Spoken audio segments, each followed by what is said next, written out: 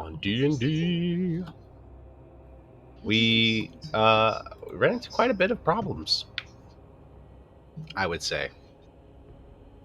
Guys went to an altar, had an altercation.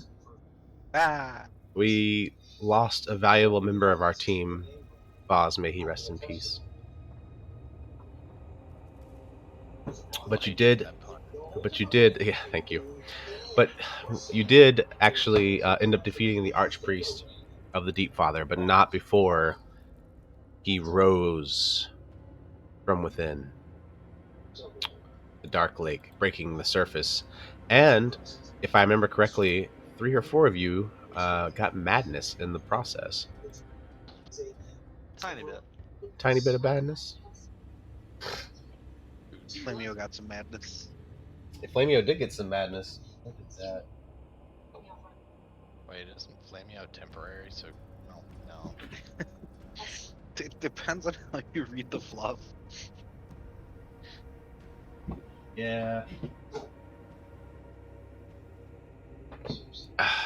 Forgot my books. All right, so there's a lot to account for. Let me see if I can remember exactly what problems we ran into. This is why I make synopses. I'm pretty sure we were about to GTFO. Well, you will have to decide how you plan on doing that if you so choose to do so. Okay. Jabir became incapacitated and spends the next 5 minutes screaming, laughing, or weeping. Jim Jar became frightened and must use his or her action and movement each round to flee from the source of the fear for the next 9 minutes. Filbert became completely paralyzed and retreated into his mind. Effect ends if the character takes any damage. Duration is 6 minutes. I believe he turtled. Yes, he turtled. He turtled hard, bro. And our Fire Bro summon fell unconscious for the next 7 minutes.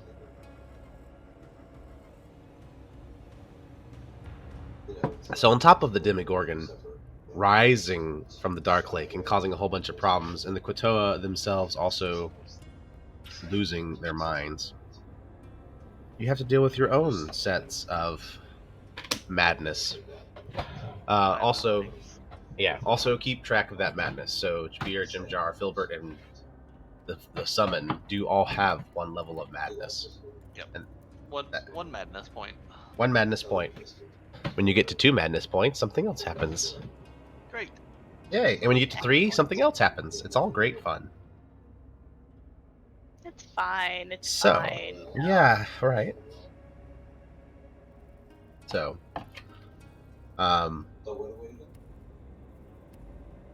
let's see here.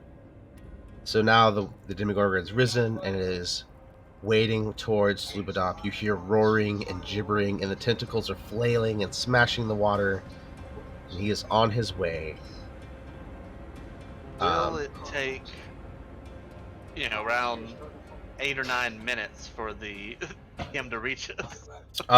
You do not think it will take him that long. Darn. But you probably do. You think you do have a few rounds. Let me see how many rounds you have, actually.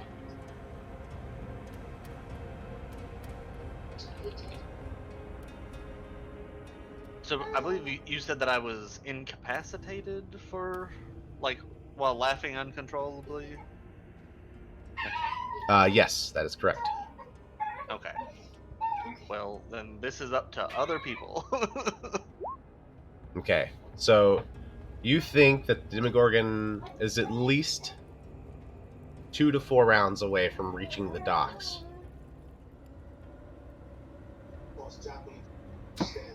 The other Quatoa in the area have all begun chanting. As a reminder, too, they are incapacitated in their own right, and they've all begun chanting, both the ones that you were helping and the ones who were worshiping the Deep Father. Demigorgon, Demigorgon, Demigorgon, Demigorgon! Just consumed by their own madness. What do you do? I'm going to keep us in initiative order, so we're not doing any other rerolls. But we got to figure out what you're going to do. Eldith is getting the fuck out of there.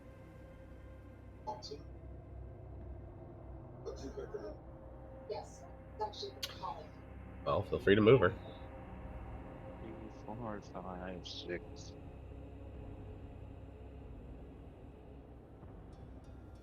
And she's double moved away from back. Okay.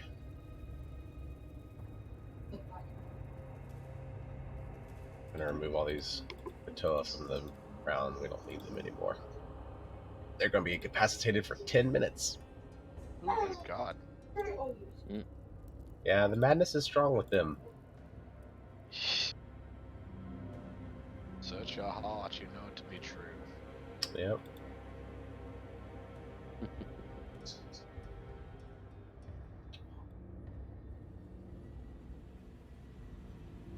Clean this up a little bit. Alright, so Eldith, GTFO'd. Yep. Stool. Still Okay, sucks, so but he ever combat's gets not on happening, right? Nothing is threatening Stool at the moment. Okay.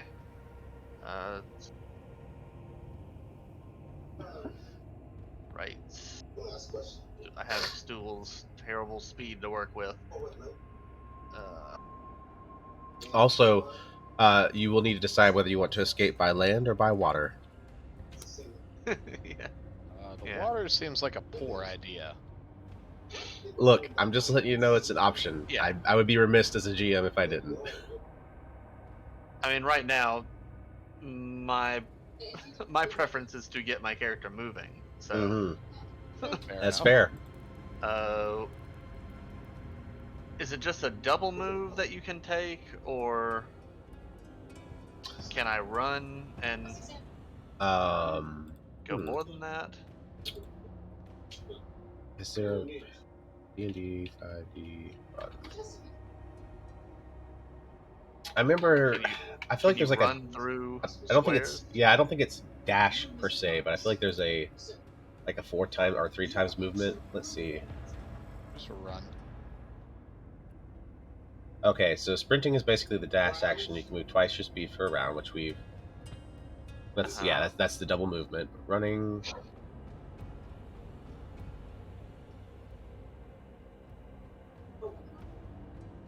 Okay, so you can sprint essentially. So sprinting is twice your move speed in one turn. So if you would normally go And 60, you can go 120, for instance. All right. So Well, I guess I will his is sprint. 20, right? Yep. Yeah, so he can go 80 feet. No, his speed is 10. Oh, so he can go Yeah. 40 feet. Wow. 20 feet. But no. So like, so walking. So like when you talk about regular move Yeah. actions, walking is 30 feet, or in his case 10. Running Right. would be the double move, because you're going to run up somewhere. Right. I thought that was Right. That's 20. Sprinting is 4 times your movement speed. Oh, okay. All you're I thought doing. You said that sprinting was the double move. Yeah, no. Sprinting is basically your dash action, which you move twice your speed for a round. Okay, Is what someone is saying here. But I'm treating in this case, just for ease of everybody, sprinting is going to act as twice your move speed. So if you normally move 10 per action, you can move 20 per action. So 2 4s. So you can move 80 in one round, basically, for Stool. Okay, I see. Well, yeah. Clear as 40 mud. with Stool. Right. Sorry. But yeah, so Stool's gonna take the sprint action and then double move to get next to Jabir. Sounds good. Okay. Turvy.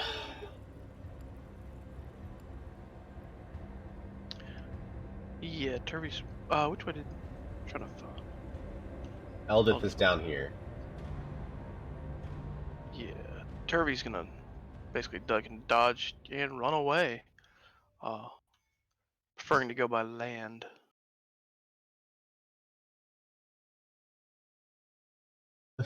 Yeet. Jabir.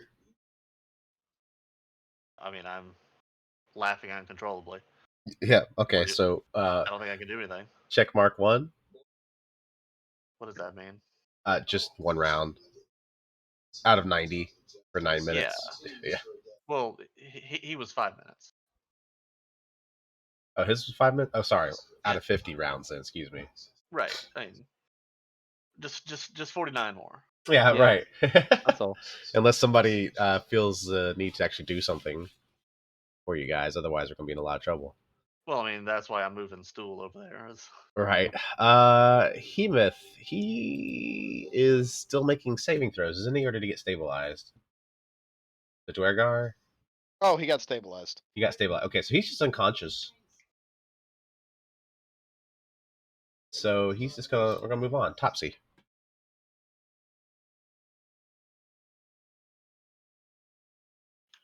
Going to do the exact same thing and get out of there.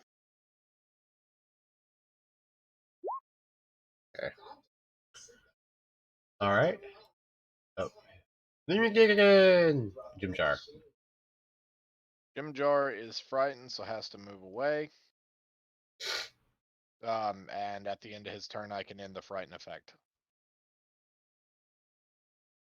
As long as he's within your Yep. circle, right? My bubble of nope. Okay, how big is your bubble of nope? 30 feet. Okay. Hmm.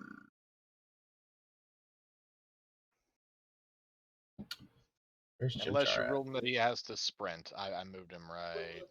Well, he has to move as far as he can, as fast as he can. Yeah, that's true. He has to dash right there. So I'll have to move him another 30. This doesn't even account for like Bupido or Severith the dwarf or Yeah. Shushar. Oh, there's so much. Okay, that's fine. I'll figure out what they do later. All right, so Jim Jar moves as fast as he can. Yep. Filbert is paralyzed in his mind. Yeah. He's all tucked Iliad. up in his shell. Yeah, locked up in his shell. So Iliad, you are looking around because you're nearby, and you see Ophelia and you see Hemeth. He seems, he's okay, he's stable. Filbert is not too far from you, I don't think. Yeah, he's behind you. You see him. He's like literally all you see is his shell. He has pulled himself completely inside. In the mean, and over to your This Jabir. right, I guess. You see Stool trying to rouse Jabir, who is crying incessantly, uncontrollably. Is there any action I can perform to snap them out of that?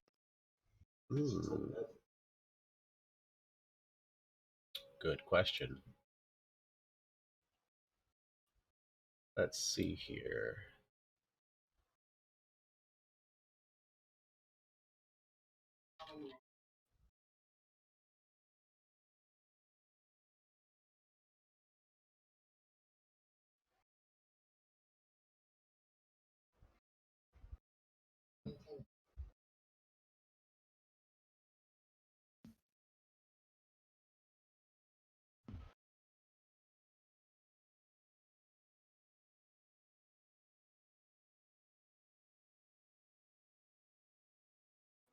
From what I am understanding here,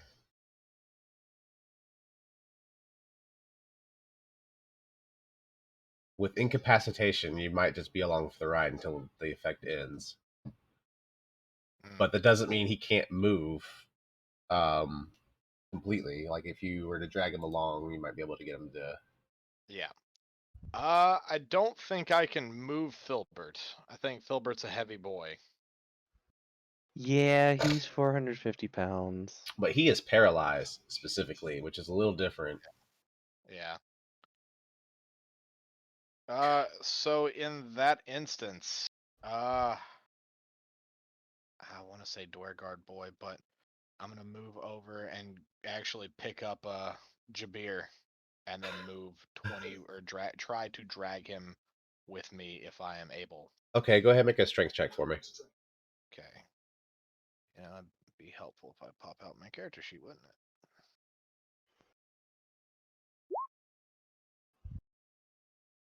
Okay, I'm gonna say it's enough to hoist him.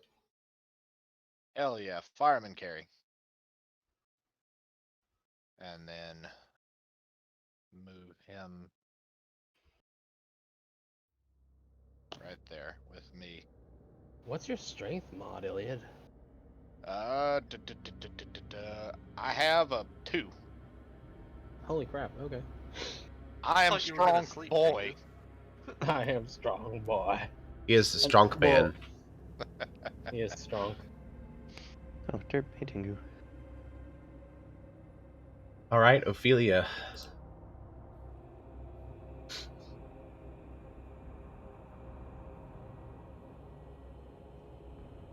That would be you, Bryn. Are you muted?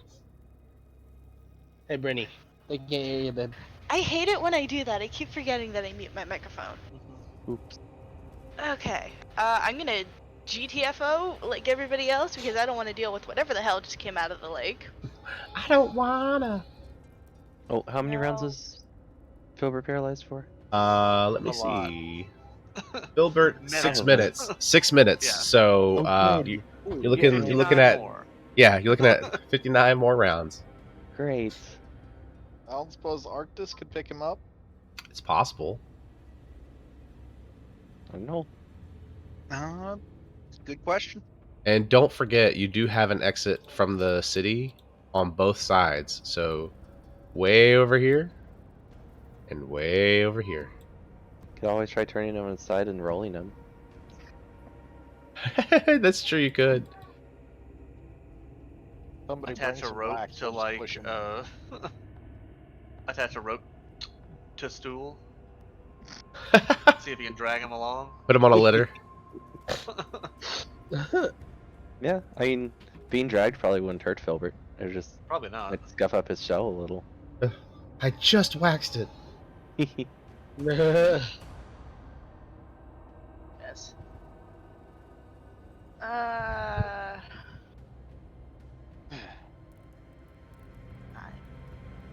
Not. Okay. So is this like a pillar that goes all the way up to the ceiling? Where? Whatever this is. That is a hut. So no, but I mean, I'm not sure it's something you could just Big. vault over either. Could I use mold earth to like create a ramp to vault over it and get over here? What? But Could you just run around? Yeah, I could. My thought was quickest way to get over, use a spell, kind of make a hill over the hut, and then get over here to start running for the closest exit.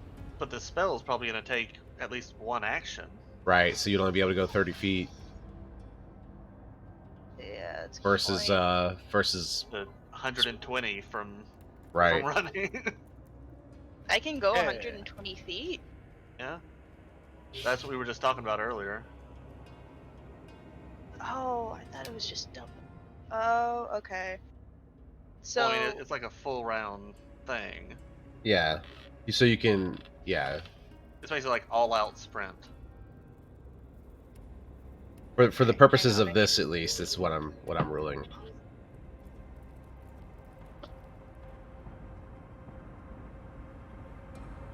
wow, 120 feet can get me far. Yeah. Okay. So if there's two people in my way, like these guys, hang on. Ah. They're all Do like, mesmerized, I believe. So I could just shove my way through, technically? I mean, they are not threatening you right now. Yeah. Yeah.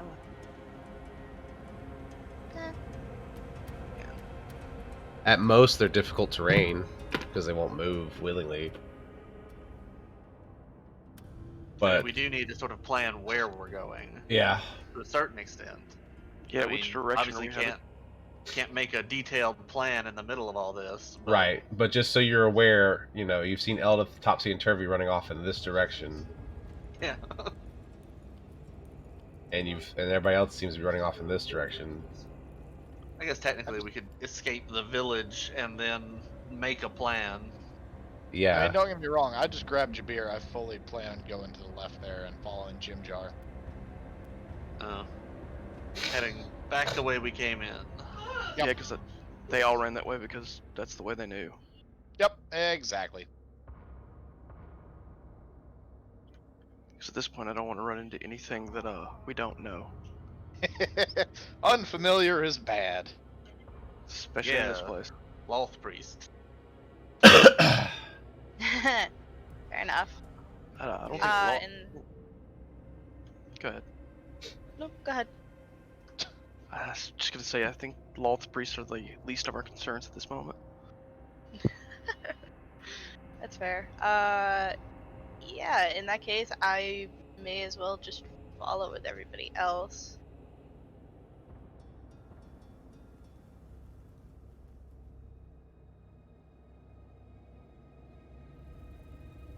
So hang on. So do I have to make rolls for difficult terrain to get where I want to go? No, just go the.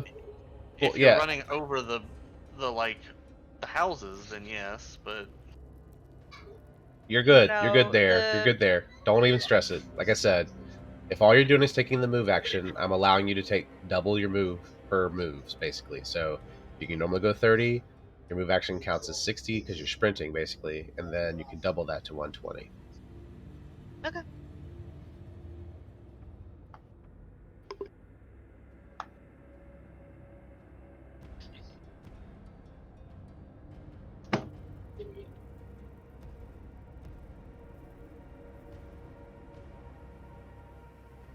okay. All right. Go ahead. What's the question? Does incapacitate actually make you where you can't move? You can take no actions or reactions. Yeah. Yeah, but movement's separate from actions. Is it? It's considered. That's what I was curious. Because usually incapacitate has a rider to let you know if it can move or not. If it doesn't, it usually allows you to still move. Yeah, because so like paralyzed, it says is incapacitated, see the condition, and can't move or speak. Okay, so it actually is considered two separate things. So yeah, Jabir can move, which is why like Iliad bring it, but like he's Uncontrollably laughing, so he sucks at doing anything else but moving. right. He's like sobbing. Like he probably can't even move great. It might even be like limited to how fast he can move, just because he's just gut wrenching tears. Because the way I imagine it was near paralysis with how much he was like hideous laughter, you know, where you just kind of like fall prone and just start laughing uncontrollably and can't like do anything else. That's how I kind of interpreted that. But That's weird if you can move while incapacitated. Yeah, incapacitated is incorrect. It's one of those things that's always been kind of weird. well, the problem with incapacitated is it's a catch-all. Like, so if there's no specific condition that it meets, like paralysis, petrification, etc., it's just incapacitated.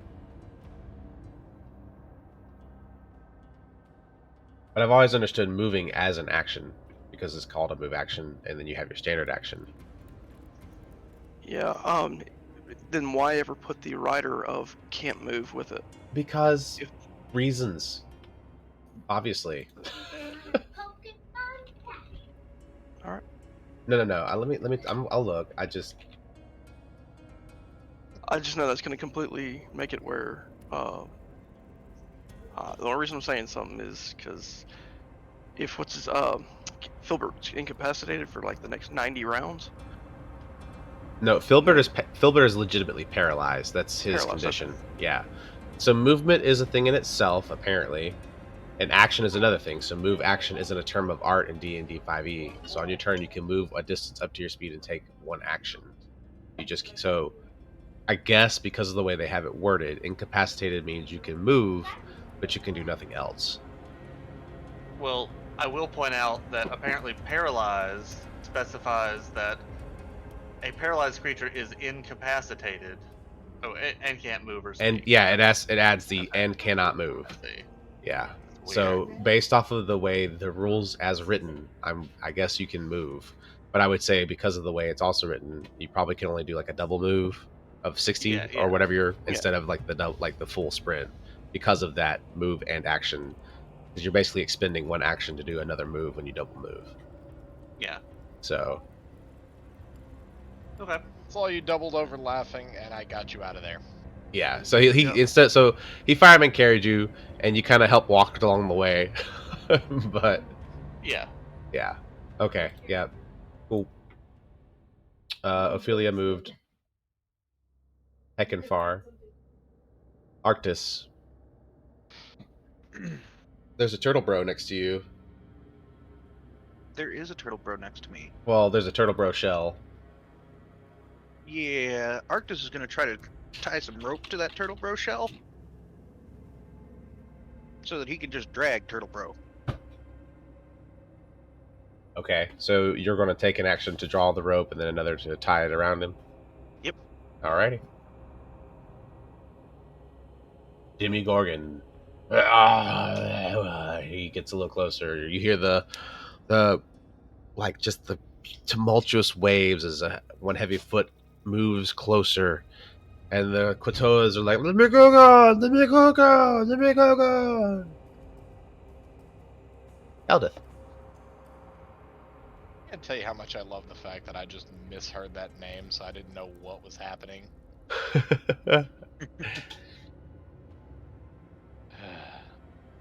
It's just close enough that you're like, it could be anything. Exactly. I'm just sitting here like, Lemmy Gugoon.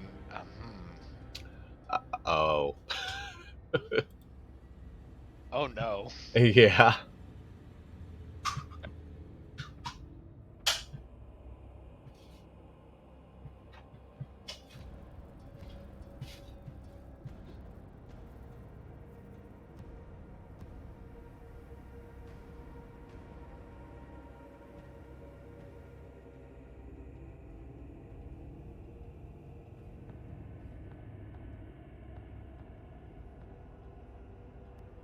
So what you doing, Eldith? Eldith is gonna continue GTFOing. 10, 15, 20, 30, 10, 15, 30. She is not sticking around for anything. Fair. She wants nothing to do with these stupid fish people, the stupid fish place, none of it. Tired of the shenanigans. Alright. Bullshit and bullshit accessories. Right. It's on her on you. Stool. It's on her on your fish. I live for So- the fact that later in the campaign we're gonna say, remember the fish people? Remember when that was the hardest thing we had to deal with? Don't tell me that, man. Don't tell me that. Was Filbert able to be moved at all on that last round? He was working on tying a rope around Filbert, so there has been no movement in that regard yet. Alright, well, Stool's gonna move over next to Filbert and start, like, nudging him as well to try and, like, assist with that like, movement. Excellent. Oh. The tiny I child. thought- oh, okay, he's over there. Yeah. I don't You know were why I was close. thinking that was him there. Yeah, no, that's your Dwergar friend who got large, got put down, got back up, got put down again, and then got stabilized. Alright, do you need me to roll anything to assist, or just Uh, a static thing? yeah, I'm just gonna say he can do it as you guys are focusing on it. So Okay. Oh my god, how much did you say Filbert weighs? 450 pounds. 450? He is comfortably in my push, lift, and drag range. Nice. Oh. nice. I can push, lift, or drag 720. Awesome. Well, there we go.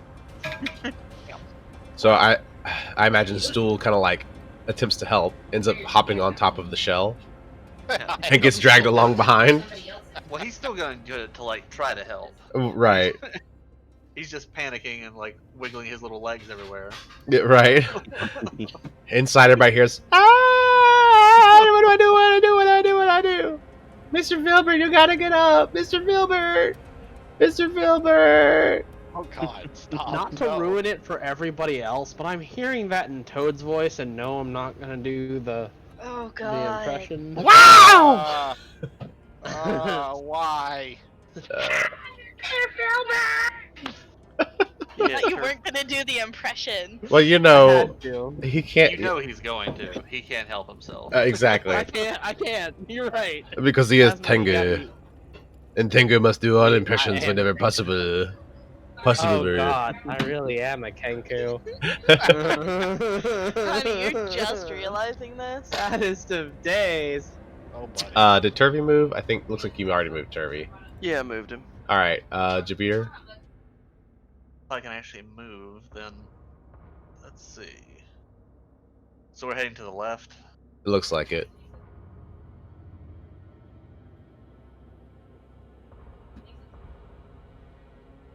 I think that's. Is that my full move, or is that? Did you go 60 or 30? No, I think I moved 30. Okay. Alright. There you go. Yep. And as you pass by these Quatoa down here, Yeah. I mean, they just kind of sway, and their eyes are glassed over, and their hands are in the air. You know, they're just doing that like, whatever it is really messing them up, even from this distance. Oh yeah. Fine. All right. You know, something tells me these people are vulnerable to psychic damage. Should Yeah. be. And Hebeth is sawing logs. Topsy. Just continues running after her brother. Okay. Jim Jar.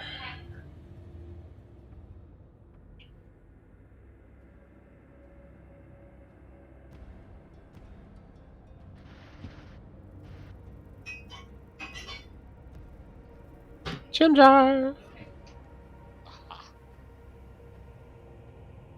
Jim Jar is going to. Actually, I'm gonna do this. Sure. 120, yeah. Yeah, basically. He's If his speed is 30, although he's a gnome, wouldn't he be 25? So it'd be 100 feet. Sure. Let's find out. Character sheet. Move speed 30. I was right. Okay. Use Yeah. me. No, no. It's like I could have sworn I checked. Yeah, no, that's good. It's all good. All right. Filbert is still turtling up for the Turtle Club. Yeah. All right, Iliad. Alright, I'm actually going to run back and try to pick up Dwergar, bro. Emeth, okay. Another strength check. Yeah. Yeah. Is that puzzle? New puzzle? Yeah. Yeah, I'd say that's sufficient. You're just like, I got you, bro. Don't you worry, bro. I got you. Don't worry, brother. I got you. How far can I run with someone on my back, by the way? Or shoulders, I guess. Well, are you in the encumbered, or is it still in your comfortable range? How much weight can you carry? How much weight can I carry? Oh, I've never actually been asked that one.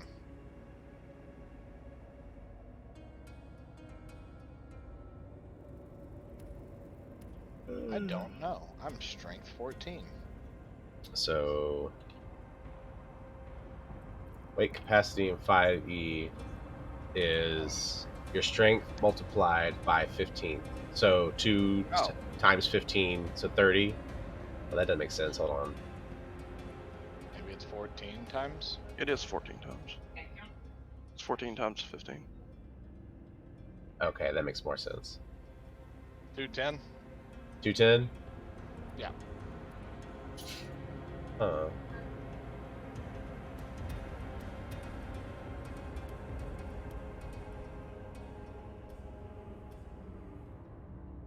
That's your max capacity?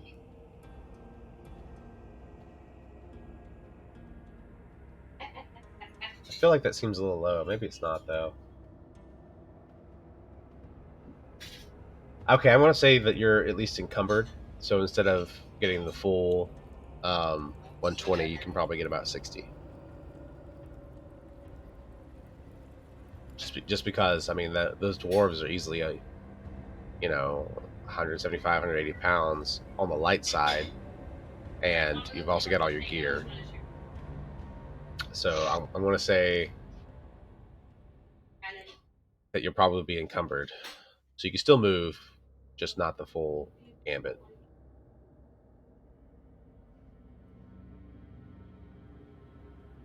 Ophelia. Let's see. I'm just gonna keep running. I really just don't want to die. That's fine. Understandable. So go ahead and move your distance. Hang on.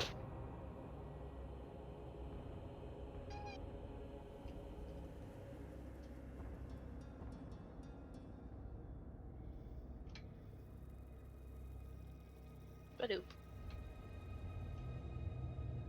All right. Arctis, you have successfully tied a rope around Filbert, and you can see Stool with his head against his shell, like pushing desperately, trying to get him to like stand up to do anything, and it's not even budging. So you just kind of see the feet like kicking up dirt as it's, as he's like, very First, cartoonish. Arctis is gonna test and make sure that he's actually got everything secured by doing a little gentle pull forward before just rolling that into a straight up double move, since Right. he's not even encumbered. 15, 20, 30, 40, 10, 20, 30,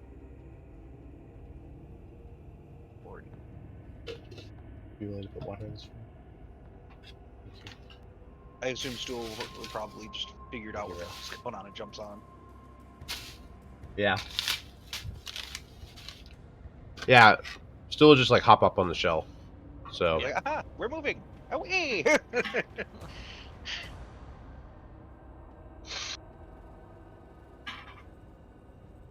all right. Chum ba bum ba bum. The Demigorgon draws closer. Eldith. Eldith continues fucking on vigorously. Yep. Stool is riding Filbert. Turvy.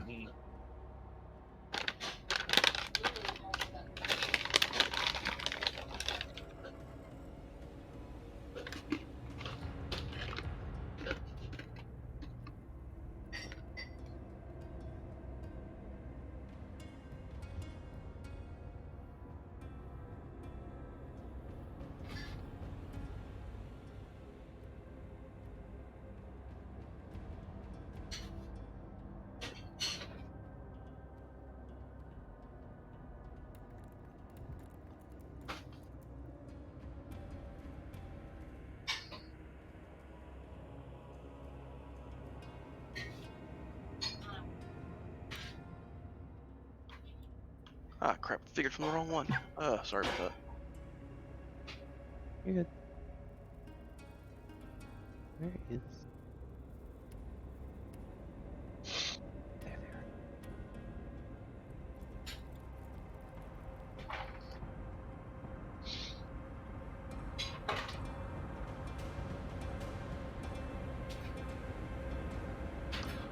Alright, that's it for them. All right. Pleasure. Jabir.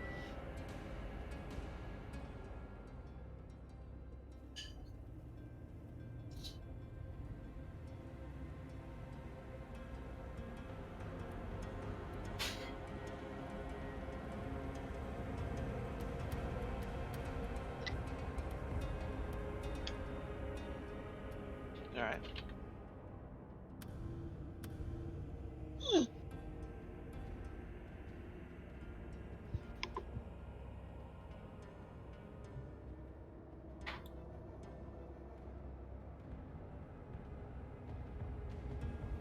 All right. Yep. All right. Hemoth is passed out. Topsy.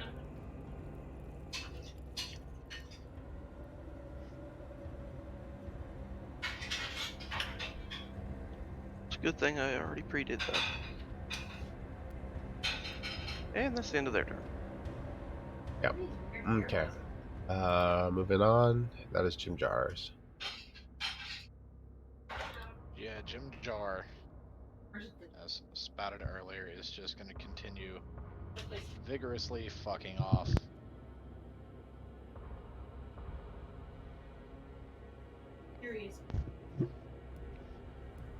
Yaw yeet.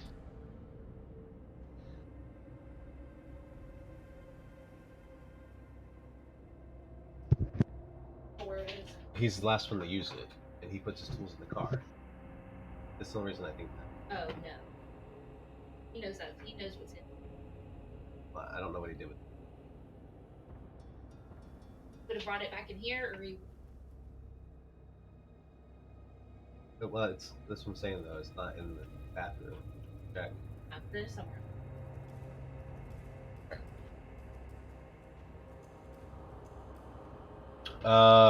Filbert's being dragged. Iliad. Yeah, from inside Filbert's shell, Arctis and Stoolder see the tiniest. Iliad, what was your ruling on what? Can I sprint with him on my back, or what's the I told you that you'd be encumbered. encumbered? Yeah, because he probably weighs more than your limit with your gear included. Yeah. So if I could sprint, then I could move 80.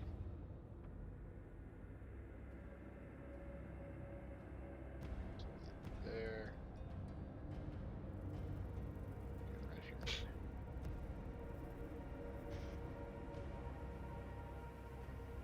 No. Why do our guard? Oh, okay. No, we already freaking. Yay. Time to go. It's time to go. It's time to go. Yay. Ophelia.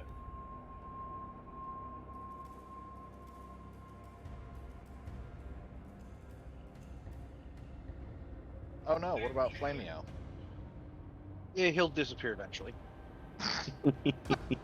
Oof. Wow.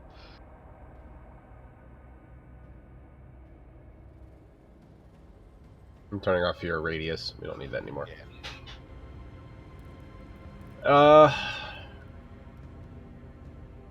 Yeah, Ophelia, you bounce some more. Abso-heckin-lutely. All right, Arctis, go ahead and move your self.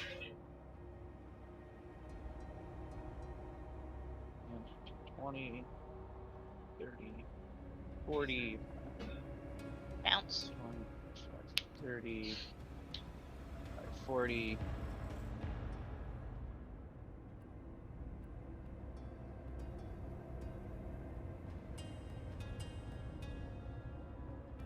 Okay. Bring them over here. All right. So as you are rounding that corner when you were up here in this area, you see the Demigorgon finally makes it onto the piers, and it just starts exploding everything. Quatoa go flying off into the distance, and things are just turning into chaos.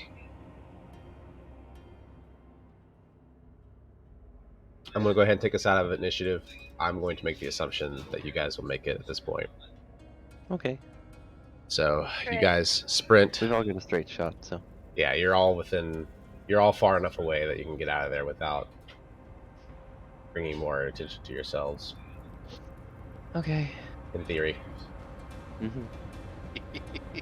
And you find yourselves back here. What's going on?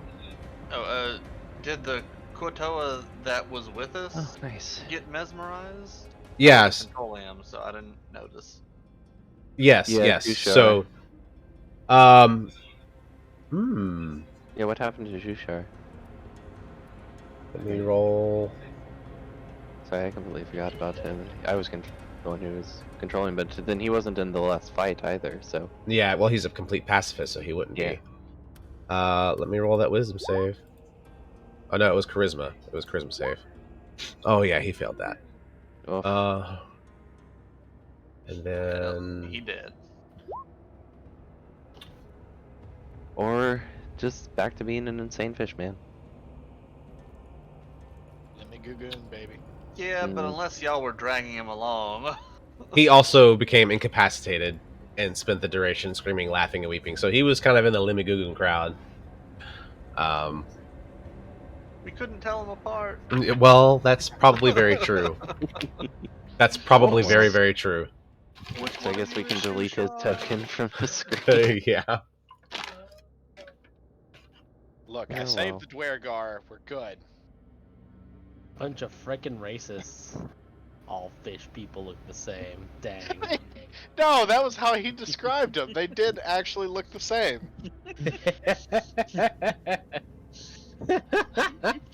I am going to say though that let me roll for Pepito here, Sereth and Darendil,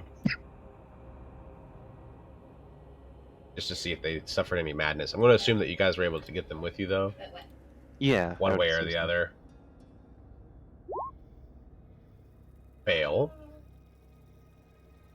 So he ended up with 1 level of madness and 53. Character must use his or her action each round to attack the nearest creature. Oh, good. Oh. Never mind. He's probably still in. Um.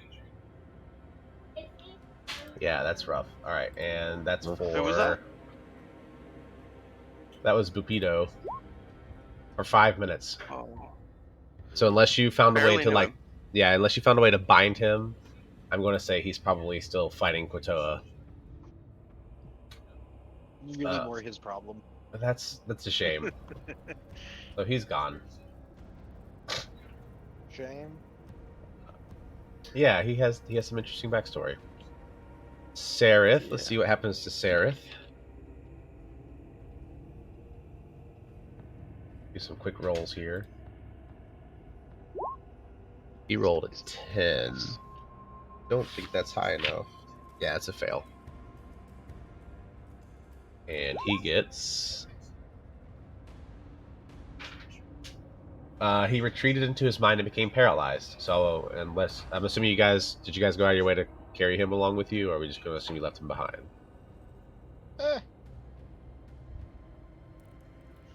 I'd carry him. Okay, so Sereth is still safe-ish. And he is paralyzed for 7 minutes. By the time you guys get to this part of the map, though, I'm going to say that the minutes have passed and you are recovered somewhat. And then finally, Darendil.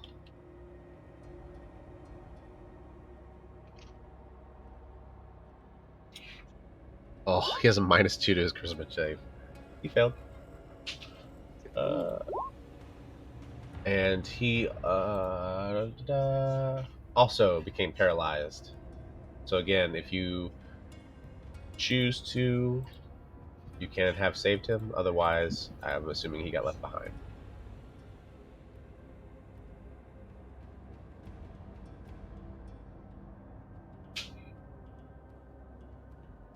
Man, I'm just trying to save everybody I can. Yep.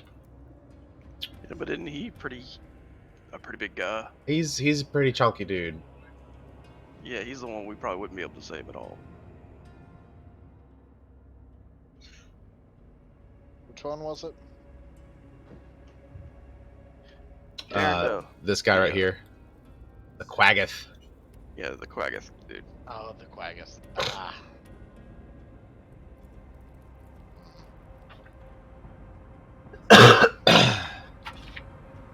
Okay. So I'm going to say he got left behind as well. Yeah. Wow, so your party is looking a little slim. A little worse for wear, to say the least.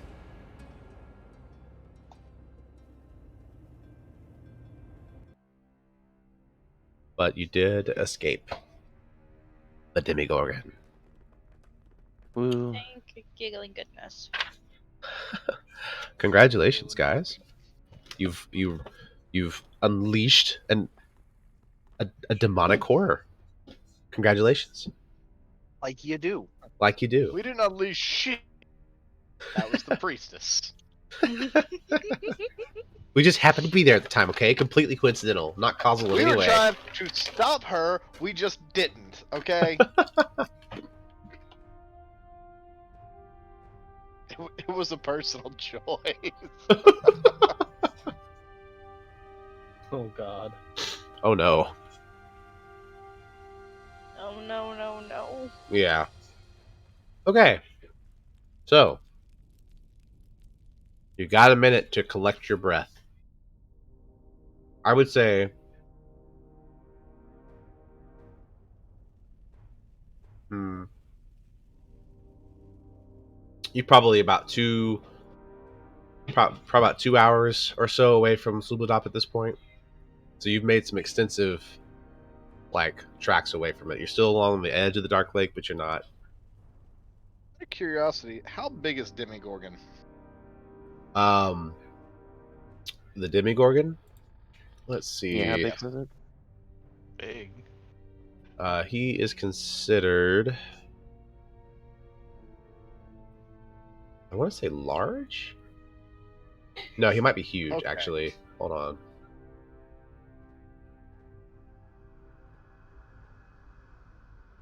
Here's his size. Huge. He is a huge fiend. Oh, he's a big boy. Yeah, I mean we're talking like 30 feet tall. Takes up the 3x3 square. Okay. No, I was just curious as to what he was doing on our way out of the city.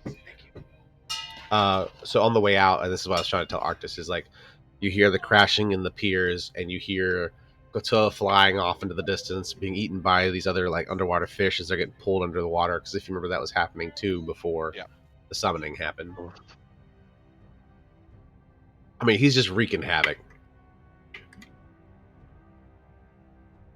Well, that is their problem. I mean, like, there's not a whole lot you could have done to help them. Yeah, pretty much. So Yeah, we would have just ended up as some very suspicious level 2 shaped stains on the carpet. Oh, are we still level 2? yes, Oh, okay. you have gotten enough experience to level to 3, but we we needed have to you to jump get to up, rest. Yeah. Okay. And that's what I was trying to get you to at this point. So, like I said, you're a good bit away. You think you are safe for now. You guys have recovered, so now you need to decide where you're going next. There is, you remember in the discussion before, there is the Dwergar city of Gracklstugh or Stug, and there's also the deep gnome city of Lingdenstone. They're both easily roughly a month's travel away. So you're just going to have to figure out which direction you want to go, and both have potential to get you out of the Underdark. You just got to figure out which direction you want to go with that. You do have a Dwergar with you, so if you do go to Stug, you may have an inn, so to speak. But then you also have a Sverfneblin or 2 or 3 with you as well. Well, could we actually wake him up and confirm that? Because I would hate to head there only to find out that he was in exile or something. Oh no! So when you met him, he did say like, "Hey, if you can help me, I can help you." Let me pull up that information real quick. Yeah, and we should Sorry, probably. it's been a minute. Oh, I will say that Topsy Turvy will both say to head towards Gracklstock.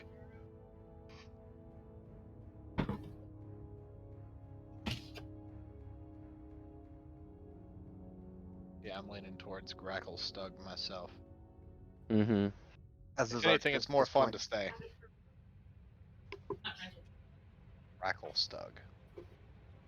I'll go wherever the party goes, so it doesn't really matter to me where we end up. Let me find him. Fair enough. Do. Same with Silver. That's right. I'm like, ow. Yeah, he will return the favor if given the opportunity in Gracklstugh. Done. Very excited. That's where I wish to go. Okay.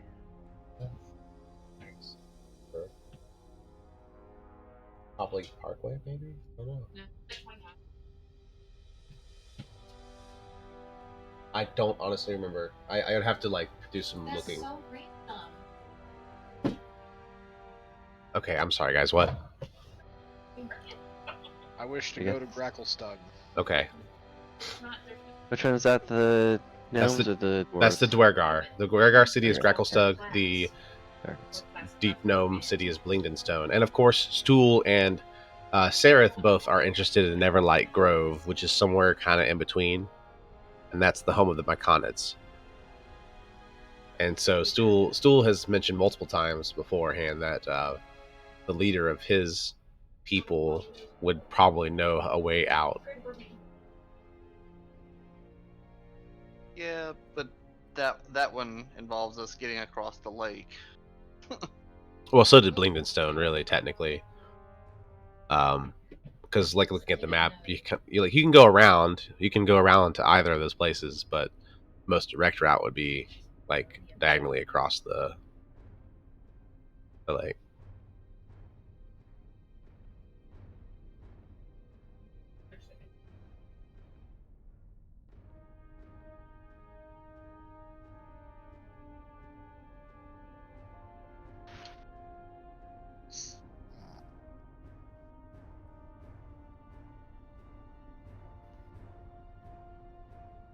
Oh, do you need us to make survival rolls, I guess, to continue our trek towards... Where are we going? Well, that's what I was trying to wait for you. I know we had one vote for Gracklestug. Is that where everybody's wanting to go? You said Topsy and Turvey wanting to go too, so it's 3. Yeah, Arcus is supporting it. Okay. So Silver's fine with wherever. okay, so it seems like the general consensus is going to be Gracklestug. Cool. Makes things easy for prep. All right. So you guys continue traveling the rest of the day, trying to get as far as you can, pushing yourselves probably a little bit more than usual. And then you do find a place to camp. There is plenty of fungi around for resource gathering, and I'm pretty sure you don't have to roll for it, right? Because of your survival abilities, Arctis. Yeah, Arctis breaks this for survival.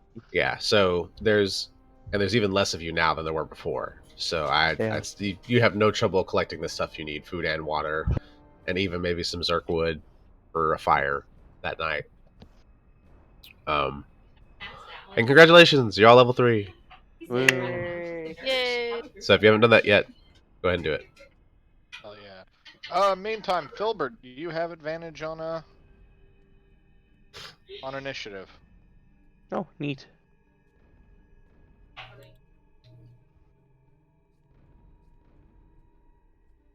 Plays Minecraft. Okay. And as you are sleeping that night, you all have horrendous nightmares. Mm. Let me find my information here from all of you.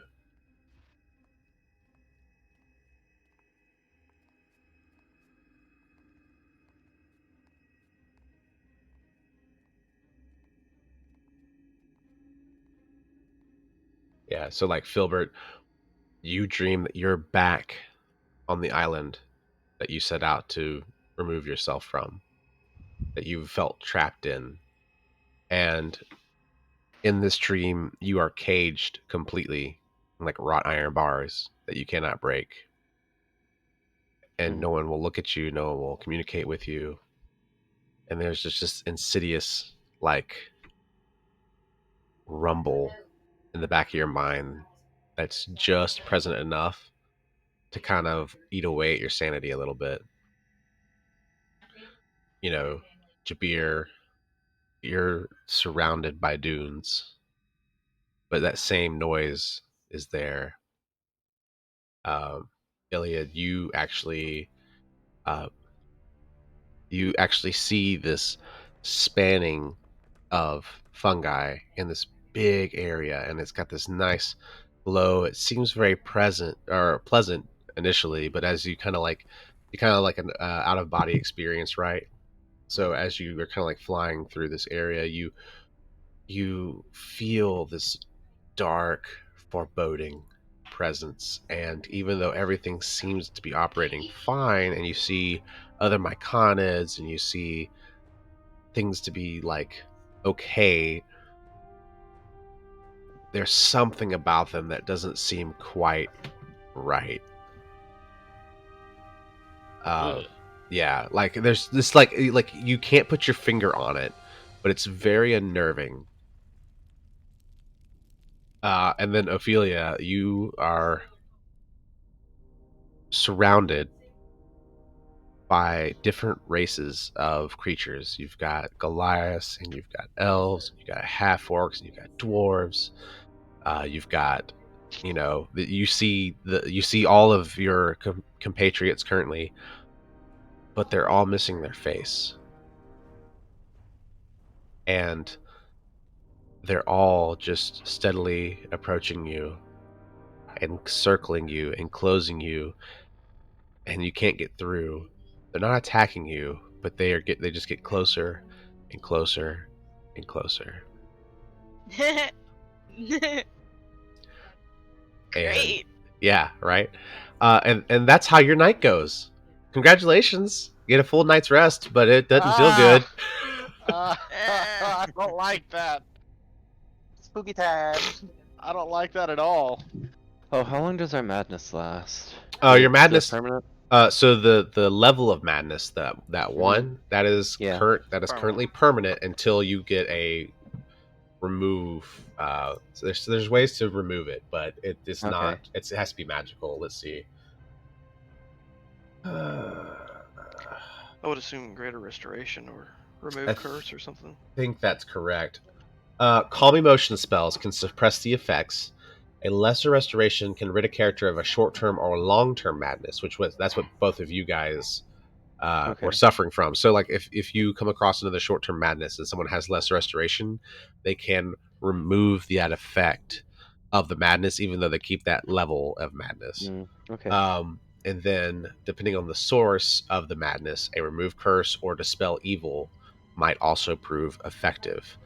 A greater restoration spell or more powerful magic is required to rid a character of indefinite madness. So it just really depends. Basically, you're getting PTSD, understandably.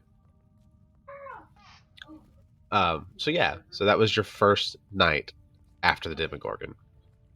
But despite the nightmares, you do feel stronger, and you feel a little more resolute. So I want all of you to take inspiration. Yeah. Okay. For whatever your individual reasons are, you are more determined than ever to get out, and again, depending on your objectives, to resolve the problem with other help. Because if you're good, obviously leaving the Demigorgon to just rampage through the Underdark, not a good idea. So, seek help to get out. So you are all inspired. Yes. Yeah, let me check my notes here.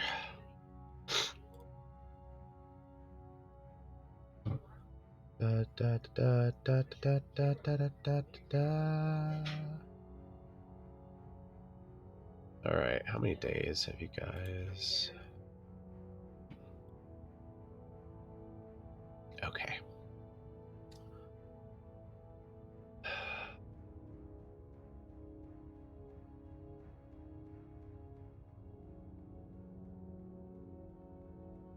All right, Bill, I'm going to send you a message in Discord real quick. All right.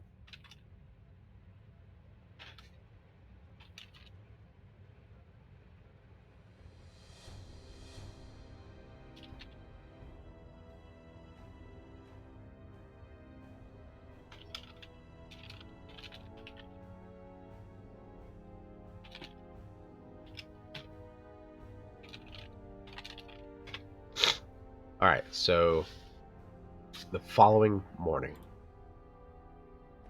you're traveling, and you're just trying to get as far away as you can. And you come across this field of fungus. Let me pull out my information here. How long have we been traveling? This will be your first real full day of traveling. Okay. I didn't know if there was a time jump or not. No, there's been no time jump. So this is literally the day after that you've had that encounter with the Demigorgon. Okay. And you said we did have people who could be cured from lesser restoration? If they were still under the effects of temporary madness, but they're not. Okay, it's only temporary. It's long term. They can't. Okay. Right. It's only when they're under the effect of that madness. And it doesn't actually remove the madness level, it just cures that effect. So like when Jim Jar was afraid, Understood. you could have cast Lesser Restoration to remove the fear or the paralysis or the incapacitation.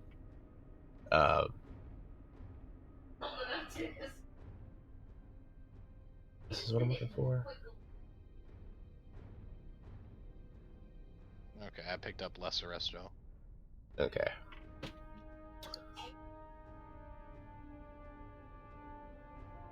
Oh, here we go. This is what I'm looking for. Okay. Excuse me.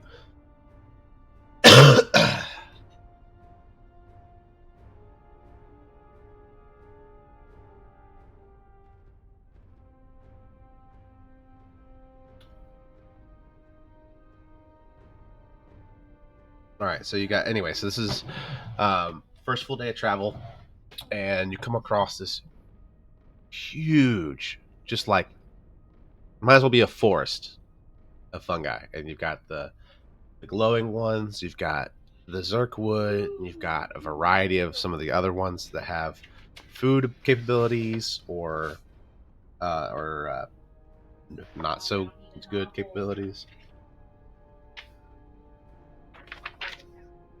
So, like the tongue of madness, an edible fungus, but it looks somewhat like a large human tongue. Neat. Yeah. Oh boy. Yeah. That's gross. Yep. Gross. Gross. I choose to look at it like cow tongue. I mean, yeah, people eat that. It's true. Cow tongue is delicious. Okay. People named you eat that. No, it's really good. You can get it at Korean barbecue. Like it's I'm not popular. surprised. It's real tasty. I enjoy Korean barbecue. I mean, I also enjoy oxtails too, but you know. Exactly. I'm a Filipino. I eat weird shit. Mm. Yeah, I'm well aware. I'm I a had lazy a white dude. I eat Filipino- pizza and cheeseburgers. No, I had a Filipino Thanksgiving meeting. It was, hey, let's see what we can make the white boy try. Yeah, no. That's exactly what I would expect out of that, to be honest. It's apparently their favorite sport. I tried some weird shit, man. I tried some real weird shit. All right. But you traveled throughout the day, your first full day, and nothing really of note. But and your rest is a little bit better this time, but you're still kind of dealing with some of the nightmares from it. And I'm Same again, nightmares? that's do what? Same nightmares? Variations. Oh, good. Yeah, just variations of different nightmares. So it's not always repeating, but you can tell it's probably from the effect of encountering the Demogorgon and whatever the Underdark does to people's minds. Fair enough. Yeah. So you spend the night, and you guys find all your food you need, especially in this forest of fungi. The fungi forest. Um, So does stool look weird at people who eat fungi? It's like, oh no. I mean, there's nothing else to eat. Yeah. Well, it's not like the other fungus talks, so. Right, he views them just as much as anybody else's plant life, because he is a sentient creature, and those fungi are not. Much in the same way we might look at a chicken. You'd say, yes, you're going on the rotisserie tonight. Yeah, I guess so. I'm Papa? not gonna lie, I've done that. Don't worry, other chickens look at it the same way though. Yeah, they are carnivorous. Like, it's so Yeah. weird. Carnivorous, but Okay. cannibalistic. Remind me again too. Only like a handful of you have dark vision, so there's always some form of light from one of you, right? And there should be, I think. Yeah, I think one of you can cast light. that would be me.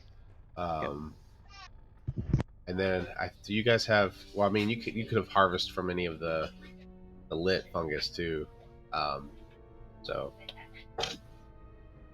or fire beetles if you happen to find any of those. Again, you can always harvest the glands in those, and they'll last like a few days, I think. So Just put something on stool. Are I'll those like cast light roided on it, out he'll be up. fireflies? they're giant fire beetles.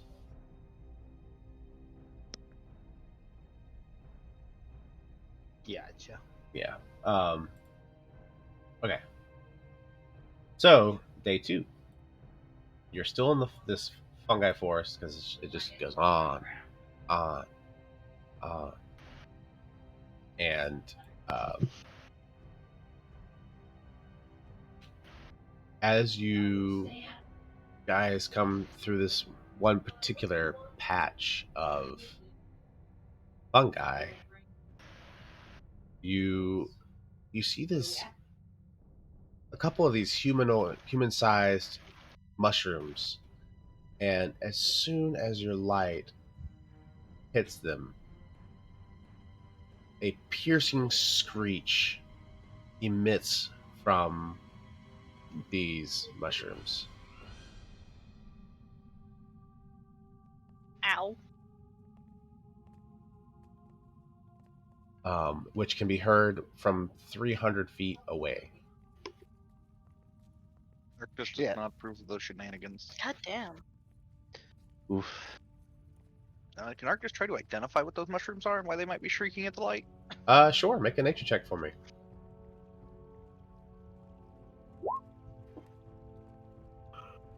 Damn. Yeah, they are a mushroom known as shriekers. Literally, they're not really aggressive by any means. But when a bright light or a creature approaches within 30 feet of the shrieker, it emits a shriek audible within 300 feet of it, and continues to do so until the disturbance moves out of range, and for a certain number of turns afterward. Hey, so dudes, those things are just gonna keep screaming every time we get near them, or show light around them. We should try to go around them. Or burn them. Or yeah, or consequently destroy them. Either way. That's gonna be really loud, dudes. It's already loud. Yeah, anything within 300 feet's already known we're here. Well, shit. There's only a few of these, or there's a lot of these? There's only 2 in particular that are causing the problem. But are there more around them? I mean, there is other fungi, but they're just not the shrieker. It's just like a random small patch of shriekers in the middle of all these other fungi. Right, so we literally could just walk around. Yeah, basically. Okay, then. Arctis, roll a percentage for me.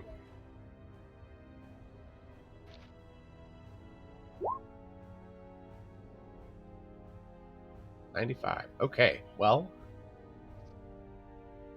So, as you guys are getting ready to rock around, Arctis, you kind of get stopped by this vision. And you're seeing it from this perspective, like through the eyes of this creature. There's a tense negotiation with Drow, and you see it going back and forth, like this very argumentative, and it ends with the creature that you're seeing that you're seeing it through, to allow the drow a safe passage through something called the Vast Oblivion, in exchange for help ridding its lair of a deep gnome infestation. So as you're piecing together the visuals, you realize that you're actually seeing a memory of a beholder. Whether it's a true memory or not, you're not 100% sure, but that's what you see.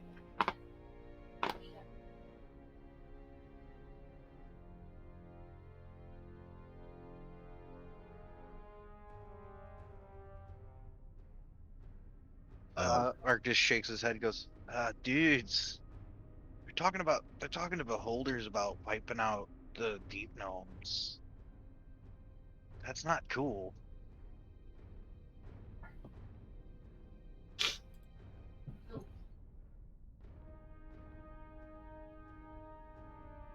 We should probably leave and get out of here. Yep. Probably. All right. So you continue on. Nothing else really gets in the way throughout the rest of the evening. And you sleep and you have another good day. Let's see here. As you've traveled, and Emeth is still conscious too. I don't know if you guys wanted to do any kind of interaction with him at all. He-Mez. Emeth is the Dwergar. Oh, man. good.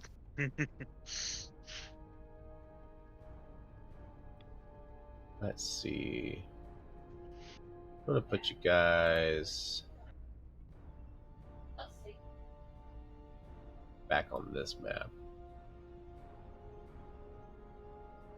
We'll put you all down here at the bottom.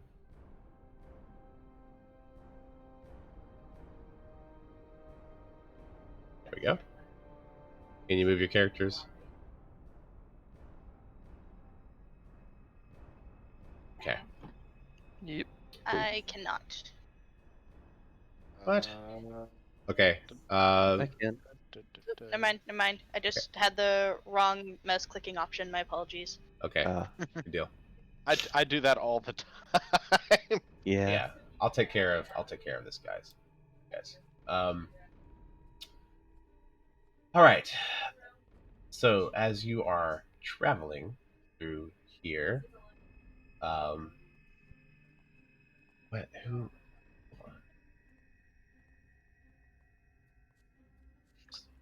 What day is it? Today it's day 3. This is your 3rd day Okay. traveling away from the. All right. The events. Yes. Get him over here. You guys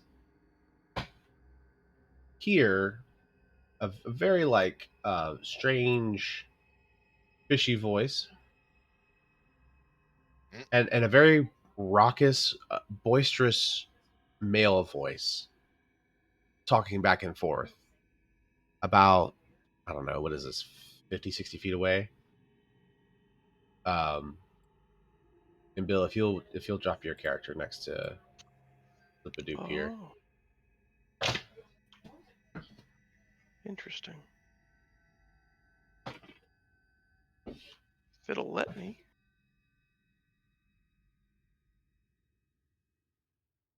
There we go. There we go. Yep. And you got like a rowdy voice, right? Since he's a dwarf. I'm making some assumptions here. Kind of. Okay. So, Eldith, of all people, is like, wait a minute, is that? And she sprints forward. It is! Theodric! What are you doing here, you old gabber? Eldith? Aye? Real quick, the guy I'm arguing with, obviously, Katoa, but other than that, what was I arguing with him about? You weren't actually arguing. You guys were just discussing. You guys kind of happened upon each other in the tunnels. And I assume you were asking him directions, because what you know, Theodric, is that Sloopadoop is part of the Society of Brilliance. So he's on his way to Sloopadop, and you were looking for Gauntlgrim, I imagine. Yes. And he's like, "Oh well, you're a ways off, you know." So he's trying to help you get some directions, and you guys maybe found something in common and just happened to be talking together for a while. Um, Ah, get distracted by the good company, so to speak, when our party arrives.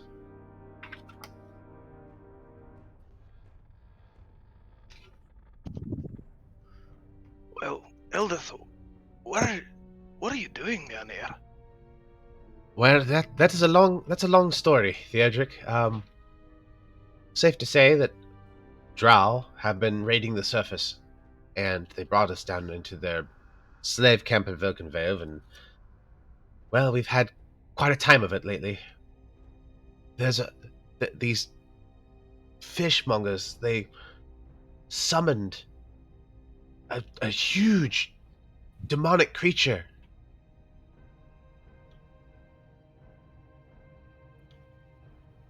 By And so, huge? go ahead. What do you mean by huge? Ah, it was like 30 feet tall, and had these two big baboon-looking faces and tentacles everywhere. My Moradin's beard. Yeah. Where was this? How about some village known as Sloobadel? And at this point, Sloopadoop actually steps is like, Sloobadop? Yes, that's the one. And Sloopadoop's face, if it was even possible, gets just like super pale. Oh dear. Oh dear, that's not good.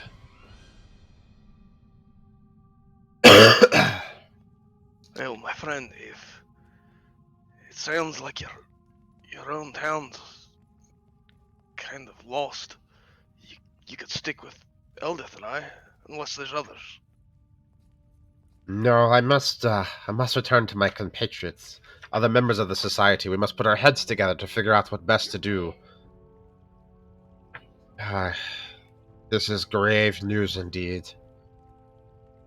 And the Underdark is dark and does weird things to the mind, but this creatures from the abyss are not a welcome sight in the Underdark. Aye.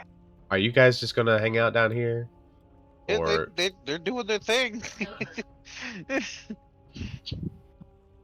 Well, right now, Theodric only assumes it's Eldith and this dude, because right.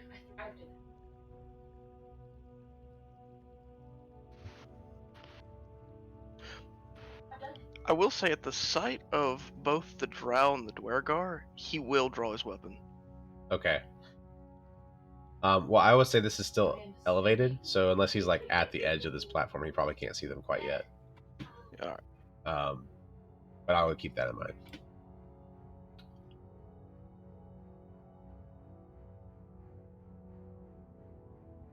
Oh. Alright, and as they approach, look this way.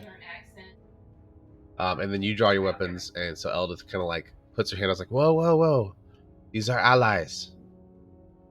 Hemeth here was captured by the Quatoa to be a chum for the demonic presence, and Seraph was a captive with us, and they are both seeking sanctuary away from the demonic and the drow. Aye, if you say so, Eldith. But I'll be keeping an eye on both of you. Seraph kind of just ignores for the most part, and the Hemeth is like, eh? What? I done nothing wrong. I'm gonna walk over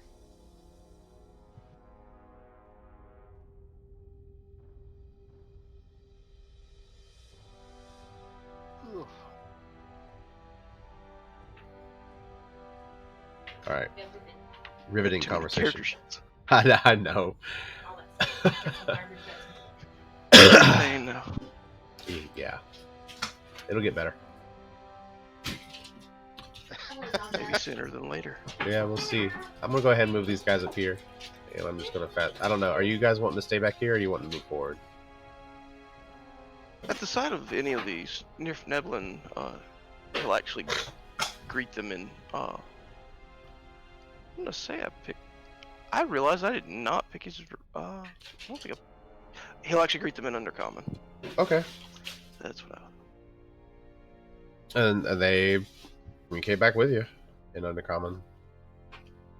mostly just since being a dwarf, he does have he would have had some interaction with deep gnomes from time to time. Right. And they kind of exchange greetings. And Eldith at one point is like, "What the Eldrick? What are you doing down here of all things?" Oh, I came to see Grim with my own eyes. Oh well, we are far away from Gontogrim, my friend. I was separated from those headed there. I've been lost for I don't know how long, actually. Wait, weren't you part of the initial party that was supposed to go clear it out? Yes. It's been years. You've been down here all this time? Oh, she pats you consolingly, like, oh man. She doesn't even know how to. Well, poor baby. Yeah. Oh boy. Don't worry, Theodric. We'll get out, and when we do, I will personally escort you to Gontogrim. The only thing that's kept me sane through this entire ordeal is he kind of holds up this very large book and kind of shows off the his journal, like his grandfather's journal. Oh. Yeah, that's got some good writings in it, if I recall correctly. It's actually the reason I'm down here. Ah. What specifically got you down this way with the writings? Well, it's my great grandfather, Theodric. It's his journal detailing what he knew and pieces of another journal that described Grim back in the days of the Delzoon. Ah. Fascinating. That's got to be quite the tale. You'll have to tell me when we make camp. Do you wish to accompany us? Definitely. All right. Just where are you headed? Not the best idea from my point of view, but the group is all heading to Gracklstur. This Dwergar companion of ours has promised us a way in to return the favor of us rescuing him from the Quatoa and the demonic presence. Seems like one of their cities. Aye, Gracklstur is a Dwergar city. We'll have to be careful. Especially the two of us. Yeah, and Hemet actually kind of nods in agreement. He's like, yeah, it's can be a bit rough, yeah. But they're a good lot. Most of the time. They haven't always been known for their hospitality. Well, that's true. Well, we can't all be perfect. Unlike you surface dwellers. We have our Dwergar friend. Yes. Don't worry. If you need to get in, I'll get you in. It's the least I can do. Yeah, but basically to describe the character, he's 4'11", fairly tall for a dwarf. Wearing like pretty much the picture you see on his little icon is pretty much exactly how I envisioned him. But he's got a large shield with a hammer emblem on it, and wields a axe and like dark green scale armor. And he's not allowed to touch the compass. What?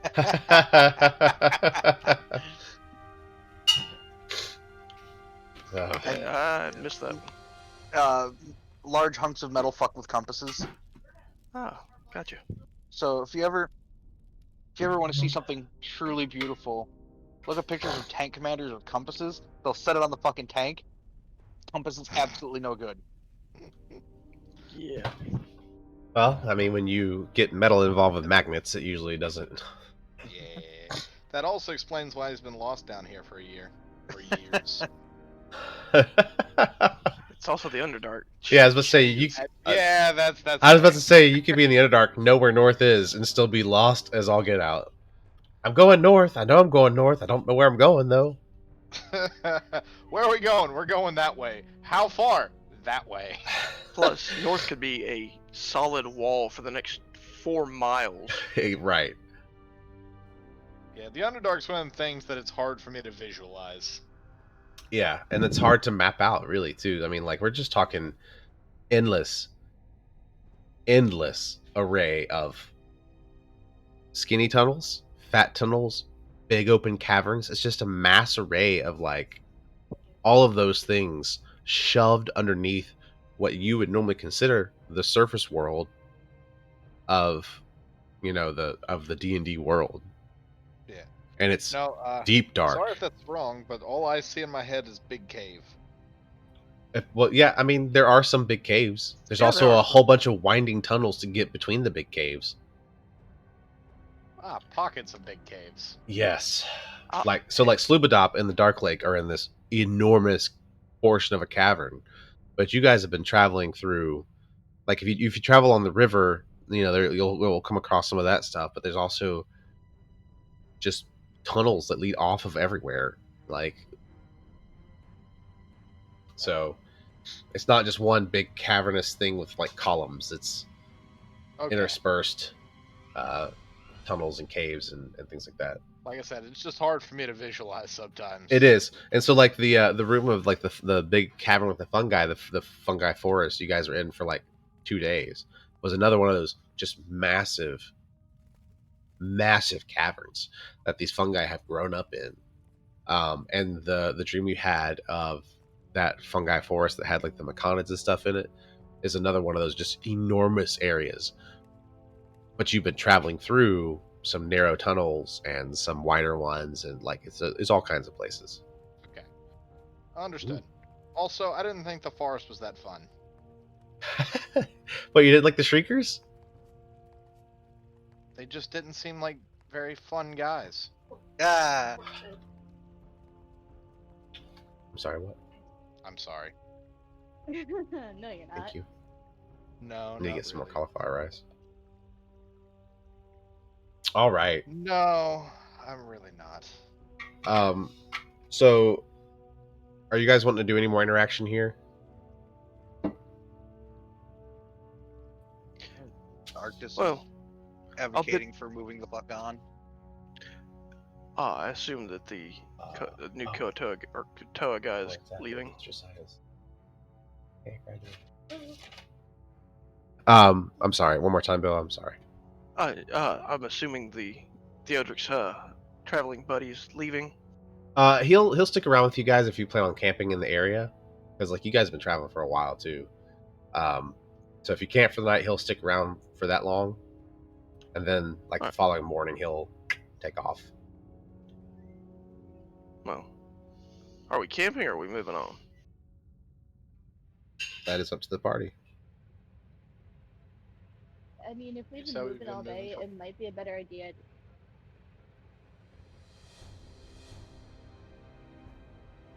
It might be better to get some sleep. Ren, you are very quiet.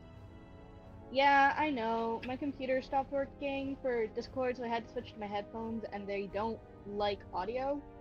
Fun stuff. Yeah. It could be worse. Okay, so if you guys are camping for the night, then Sloopadoop will spend the night with you, regaling you with tales of the Society of Brilliance. He also will give you guys as much as he can a clear direction to where Gekkelsu is, and actually ends up giving a couple extra rations he has on hand. It's not a lot, but it's something to kind of help get you by, to help name's patch up Sloopadoop. anybody else who's left over, who's still hurt, that that kind of thing.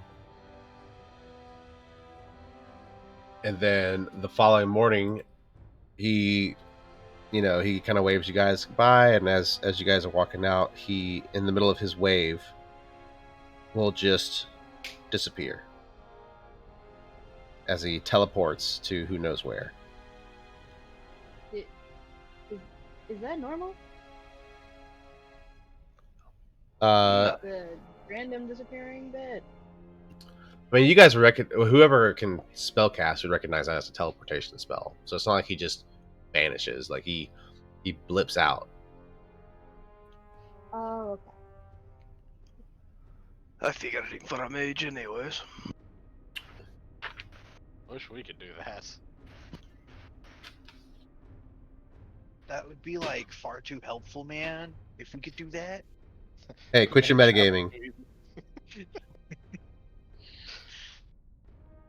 That's not even metagaming. It's I wish I could teleport. Yeah. Yeah, the fun thing about the society members is that they can cast the teleport spell once per day, but the intended destination must be within 30 feet of another society member. Huh. Interesting. So they can travel anywhere that their friends are. That's Yep. kind of cool. However, the teleport can be interrupted or disrupted by something else that we'll talk about when you encounter it. Oh no. Ooh, interesting. But it's well, I guess I can go ahead and talk about it now. It's called Fairsris. It's basically kind of like this extra thick layer of magic energy. So it's not quite miasmic, but it's like visually thick magic, kind of like aether almost that you can see. Is it blue? Is it blue and fiery looking? I don't know if it's described as such, but I'm just curious. let me take a look-see at the Fairsris. Extra thick. Thick. Thick.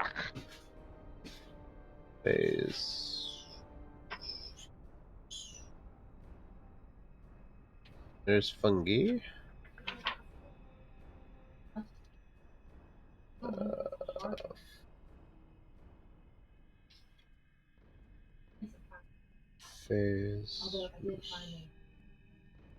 Where is it? Where is it?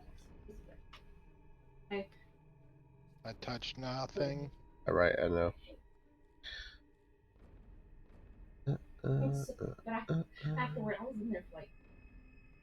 You know what? Instead of trying to find it in the book, Google, be my friend.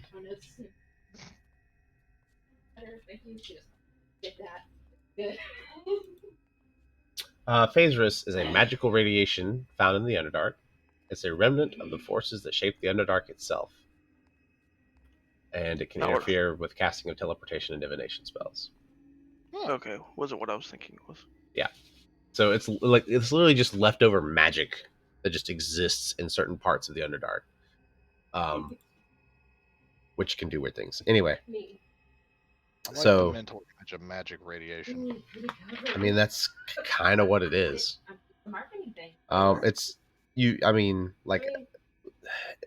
It can, obviously it can affect teleportation, so there's potential of it affecting other things as well. All right.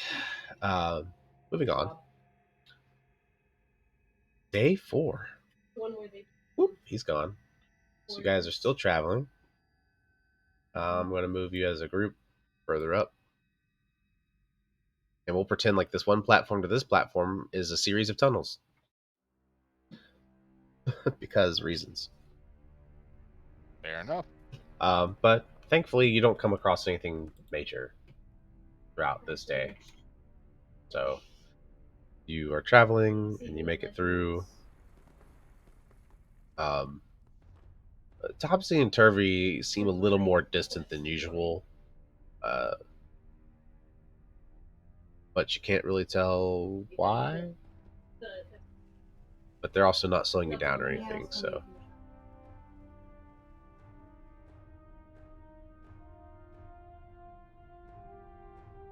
I still haven't seen them shift or anything, have I? Nope. Okay. And you guys have been together 13 days now, maybe 14 days, something like that. Okay. No, just curious. Yeah. Which I don't know if Ilya would be aware of that ability. Nope. So. That's why I was asking. I didn't want to say anything that Right. So yeah, as you are preparing to set up camp that night, the twins wander off.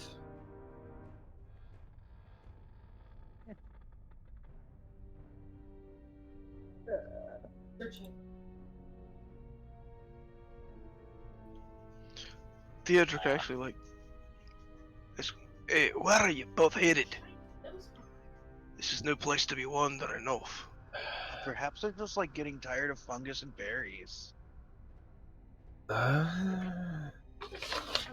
can't remember if Otis knows I am.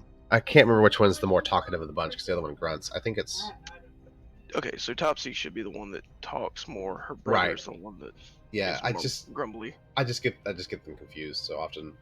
Yeah. So Topsy kind of like turns back and is like, we got some business to take care of. We'll be back tomorrow morning. And that's kind of like the only explanation she gives. I can kind of see like Turvy just kind of wheeling around going, ugh, Yeah, walking basically. off. Yeah, pretty much. And Jim Jar, he kind of gives him like a quizzical look, but he doesn't press the subject.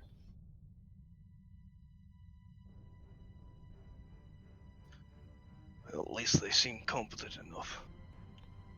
Maybe they'll Well, be all right. That's suspicious. You can always try to stop them. Nah. I had no reason to stop them. It's just suspicious. Yeah.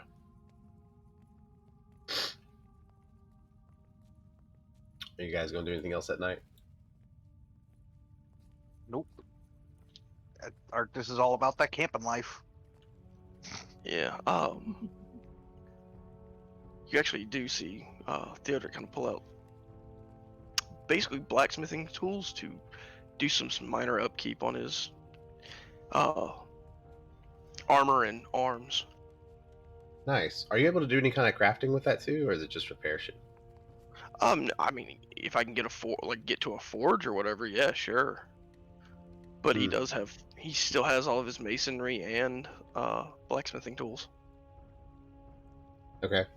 Eldith is actually going to come up to you, and she's got this really, really beaten down, worn down shield that she's kind of hodgepodge together to some degree.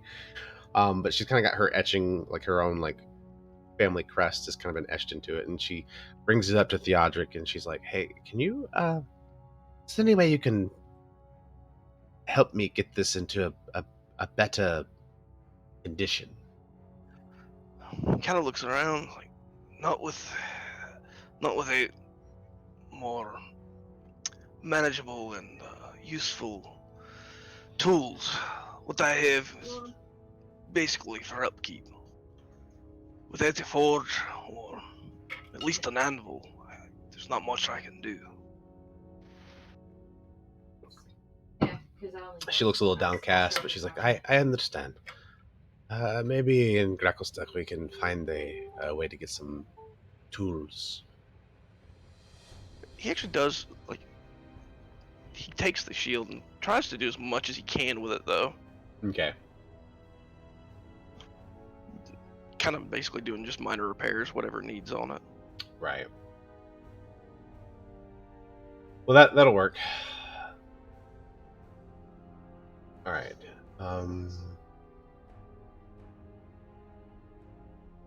So that night,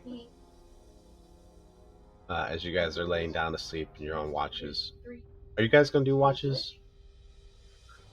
Yes. Definitely. Okay. What is the order of watch and who is on watch when?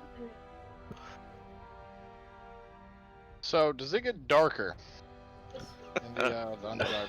No, No, it's just static. just always obnoxiously dark. Aha, very well. Constant disappointment. Constant disappointment. Yes, constant disappointment. Theodric will actually take the first watch. Okay. Is anyone else going to watch with him?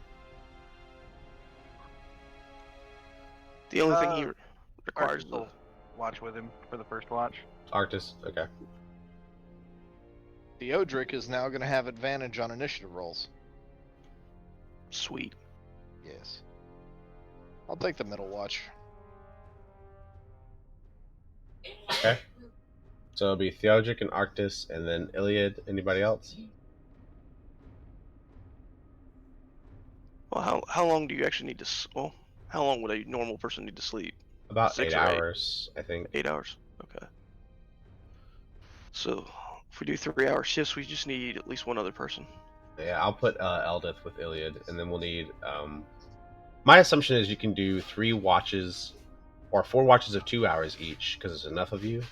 Yeah. And then just give yourselves like a 10-hour like a rest period, and that should cover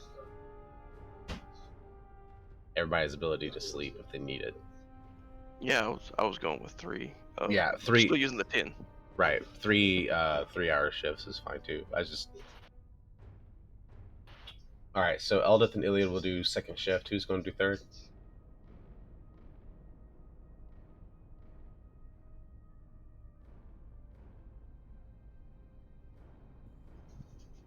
Filbert will. Okay. Is anybody going to join Filbert? A volunteer stool. Stool's not even my character to control, but I volunteer stool.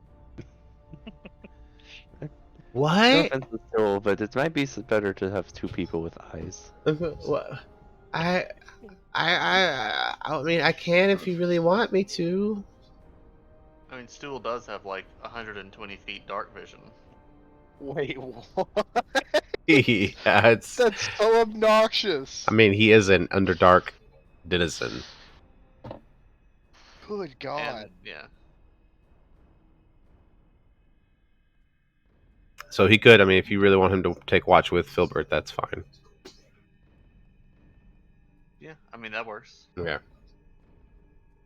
I'm gonna put Filbert over here, so I got all groups together. Yeah. There we go. Okay.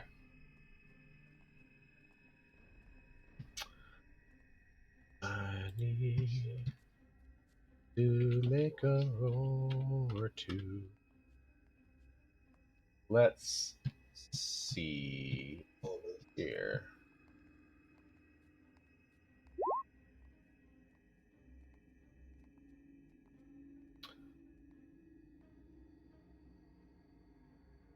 What's everybody's passive? Minus 13. Minus 15. 12. 15.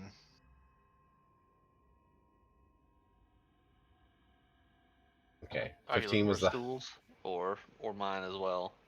I need both. Yeah. Right. Stools is 10, Okay. and And- I don't know mine. It's 10 plus whatever your perception skill is. Okay. Eldith also has a passive perception of 15. Nice. And mine is 11. Okay. We are perceptive boys. Okay. All right. So the first 3 hours pass without a hitch. Arctis and Theodric, is there any kind of conversation you want to have during your shift?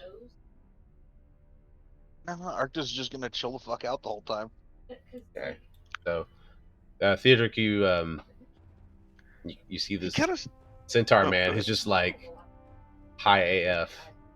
Yeah, smoking that dank holy kush. Yeah, you're not entirely sure how serious he's taking the watch. Yeah. Theodric kind of just shrugs it off and goes through some basic drills with his axe while he's kind of still keeping an eye out. Gotcha. Vibing intensifies. Right. And then the 3 hours pass, and Iliad and Eldith are woken up to take their shifts. Wait, he's not smoking that dank holy kush. We just came for the fungi farce. He's on shrooms. And in the middle of that, in the middle of your shift, you hear this howling, pained sound coming down Would I from the recognize caves. You would recognize that it's a pained creature. It is coming from the tunnels that Topsy and Turvy took off in.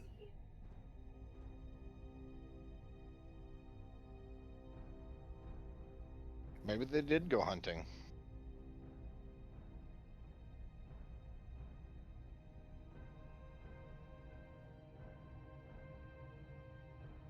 But it's not anywhere near us at current.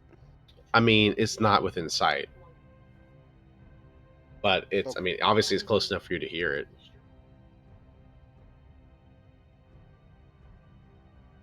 Man, sound does weird things. I don't know anymore. Okay. Especially in caves. Yeah, that's true. So go ahead and roll a perception check for me.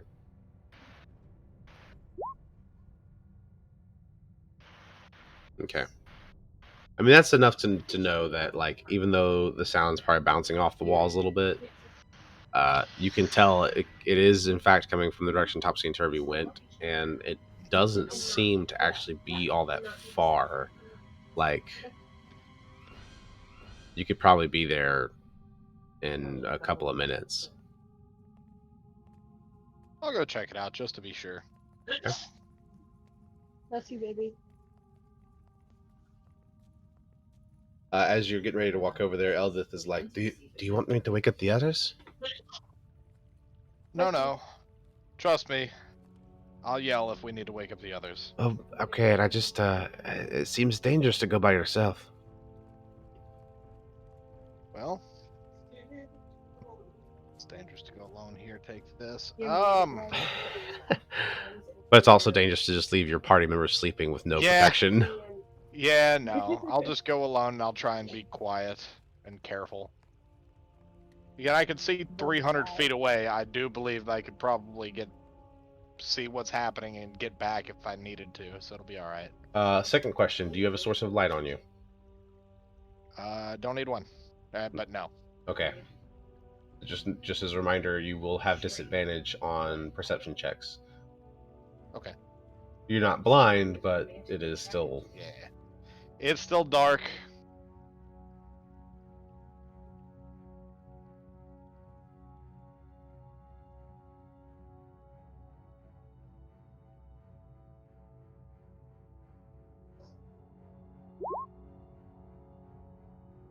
Do I need to make another perception check or anything? Sorry. Shit.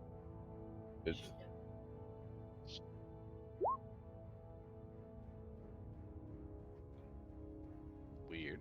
Yeah, sorry, I was clicking on something and it did that. Yeah, I hate when that happens. Because on some of these sheets, it's hard to tell what can be clicked that'll actually send to the chat. Yeah. All right.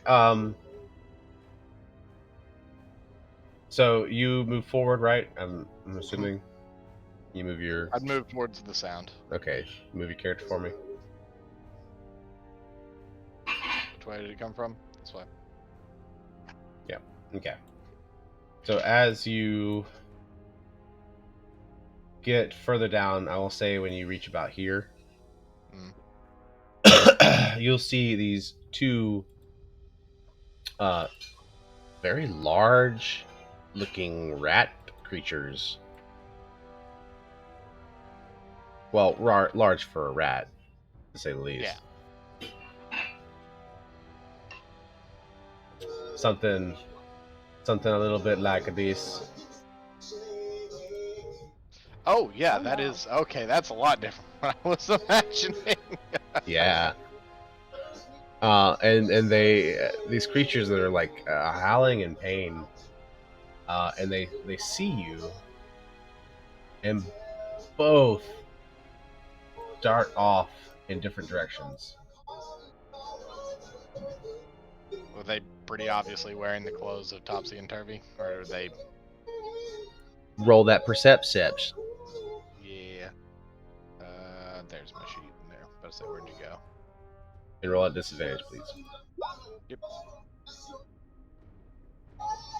Well, even with a 17, yeah, you would say that you recognize that clothing enough to believe that at the very least that creature is wearing their clothes. So you don't know if it like consumed Topsy and Turvy and then put their clothes on, or if it is Topsy and Turvy. You can't be sure unless you want to roll a check on what if you know what that creature actually is. Yeah, I would like to roll that check. What do you want me to roll? Religion. Roll me some religions. Good enough. Yeah. So you absolutely recognize this as a form of lycanthropy, specifically that they are rare rats. I will talk to them tomorrow. Probably best not to go chasing after them in the middle of the night. Through So the with that, tunnels I'd of the actually, Underdark. yeah, through the tunnels of the Underdark. With that, I'd actually walk back to camp if I recognize them. Okay. As you are heading back, so Hemoth, and I kind of am imagining that at least this area here is to the north, where next to where Hemoth is kind of a little more secluded than the rest of the parts of the camp. But you hear him just cry out in pain, and he's like, "Ah, bloody hell! Like, what's going on?" And it kind of rouses everybody else. So when you get back, Eldith is over here tending to him, and he has got just a massive cut across his upper arm. It looks like it was almost severed. Oh, good God. Yeah. So she's bandaging it as best she can, but I mean, it's a huge gash in his arm. I'd actually heal him. Okay. I'd run up to him and cast a Cure Wounds on him. Actually, hold on. You can, if you want to save that, Filbert can help him. I mean, we're pretty good on spell slots right now. Yeah. Okay, Filbert's is That's- just easier to get back. If y'all got it, you got it. It's fine. But Yeah, if Filbert wants to get it, I'm not going to stop him. yeah. Let me just check something real quick. Okay, well, Party never mind. full of It actually it Canadians. is a long rest as well. Never mind. I thought it was a. In that case, Arctis trots up and he gets 7 hit points back. We're a party full of Canadians. I'll help him. No, I'll help him. No, I'll help him. I insist. I hate how accurate that is, but you're right. Listen, Canada is the Midwest to the Midwest. Ah, yes, it's the northern Midwest, if you will. I don't know what that means, and I'm kind of scared to ask. There was a snippet in the show Dexter where he's going up, he's traveling across the states, and this hallucination he's having goes, "Dude, you're in the Midwest. Nobody locks their doors here."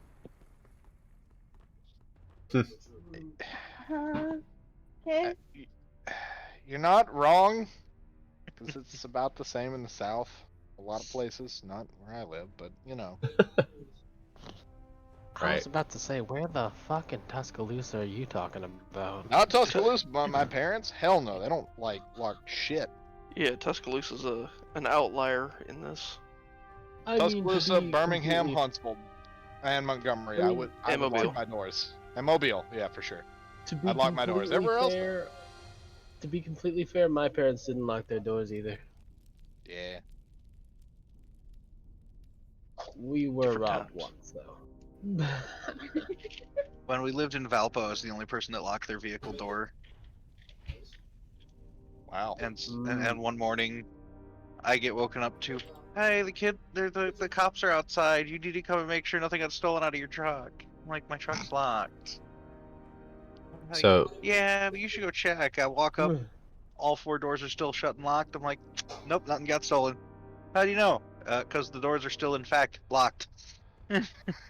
so is no one going to actually ask Yeah. the Darrow what, or not? I'm sorry, not the Darrow. What the What do you- Dwergar? Oh yeah, I'd run up asking what the hell happened. Okay. Getting off on tangents about locking doors. Yeah. Yeah, yeah. Okay, yeah. So if you actually ask him, he is like, I don't know. I was sleeping, and then this sharp thing dug into my arm, and as I swung at it, it got away and ran off down the tunnels. And he points toward the tunnels over in this direction. You know what? Can I try to identify what might have created that wound, actually? Sure. Can I check? Medicine? Yeah, I think that'd be good. Medicine would be a good check.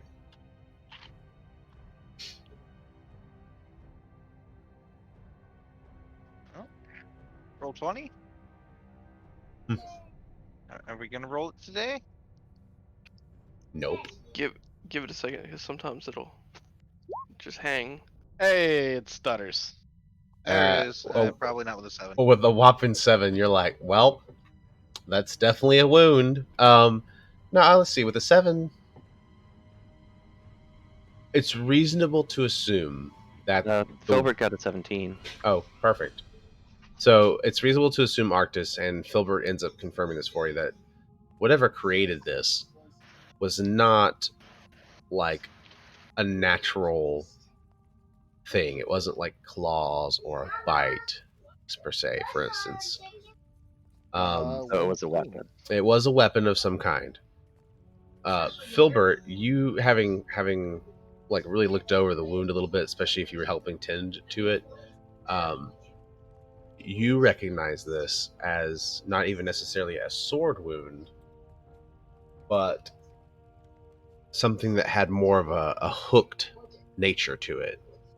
So like a crescent blade of some kind, maybe, or something along that nature. Like a scythe type thing?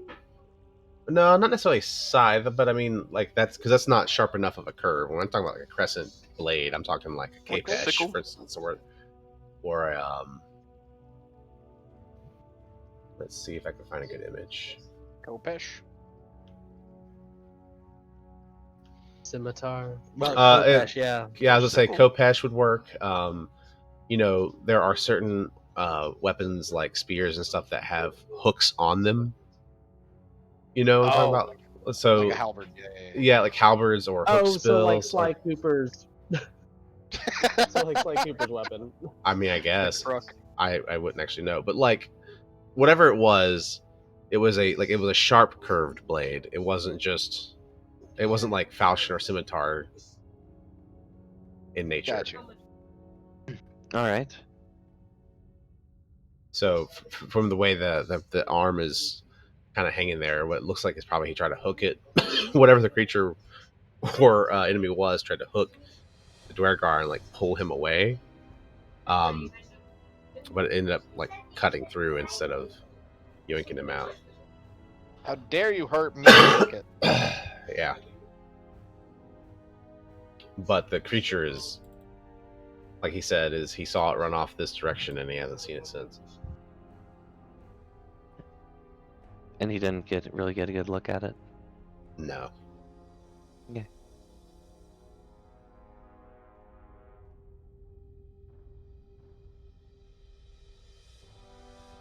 Okay. Takes a little bit of settling down, but the rest of the night passes without a hitch. God, that makes me paranoid. Excellent. Cave fishers. I don't like this.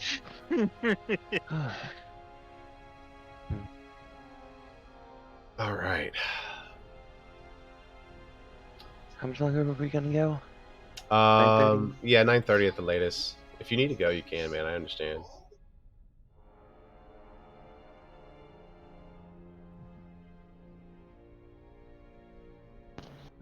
Yeah, on that note, I also must away to work. Yeah.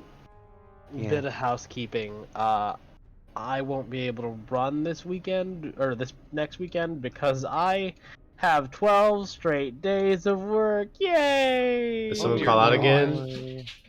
Yup. It's like 12 days of Christmas, especially when it all hits the 12 days paycheck. of 12 days of oh my god, I hate myself. Oof. 12 days of But Christmas, except depressing. if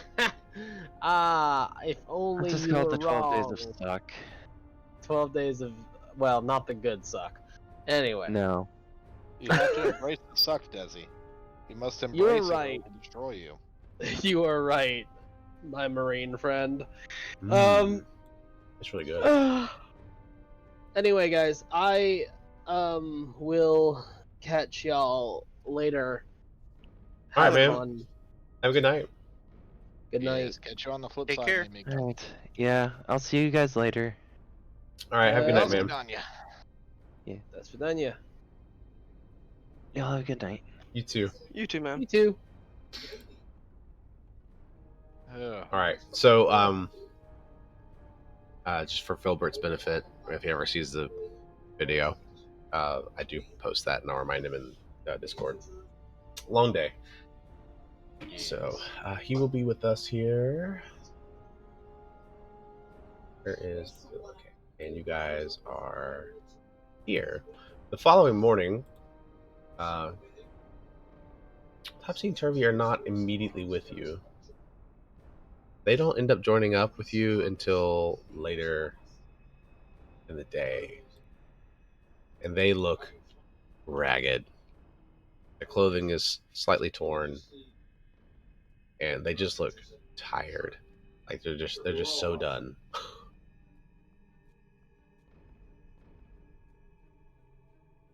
So I'd actually just look at both of them. Not gonna say anything, just nod and just continue about whatever I was doing. okay. Arctis will give them the opportunity to ride in the makeshift saddlebags. They will actually take you up on that. They're very appreciative.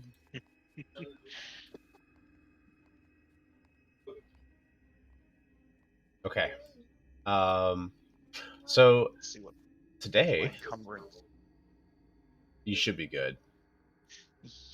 Yeah, I can carry. I have a carrying capacity of 360. Nice. All right, so you guys can split your characters up as you need. I'm gonna move Filbert here.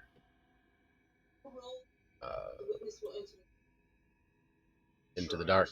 Okay.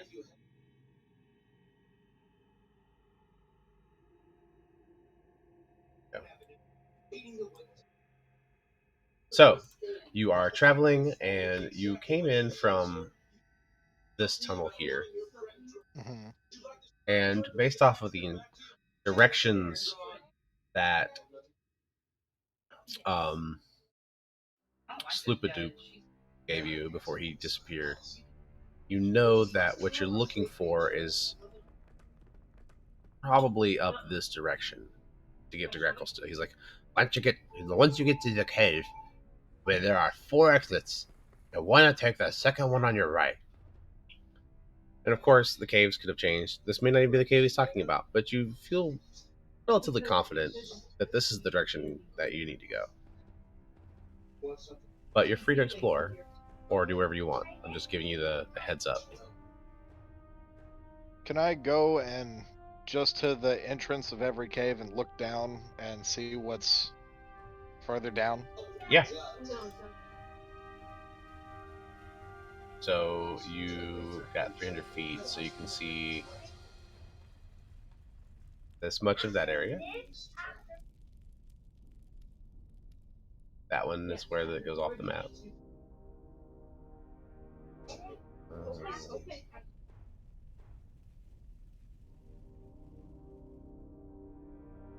Probably see about that much of that area.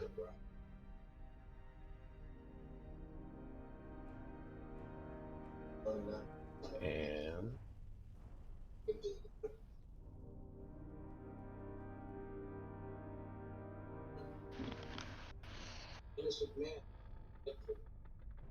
about that much there. Since your vision is so long. Yeah. So okay, that's a dead end. Not exactly. Well, yeah, I see it.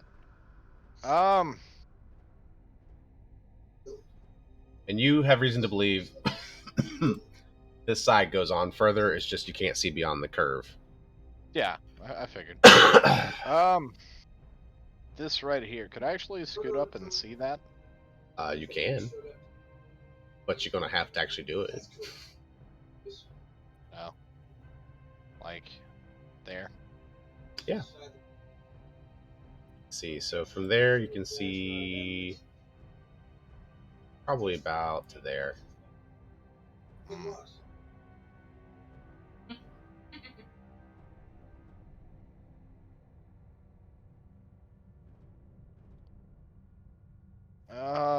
That dead end now makes me paranoid, but it doesn't mean that that's not what we're looking for.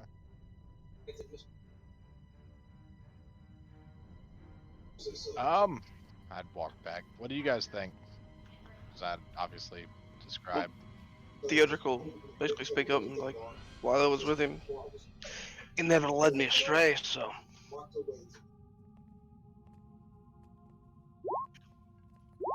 and I assume I traveled with him for at least a couple of weeks.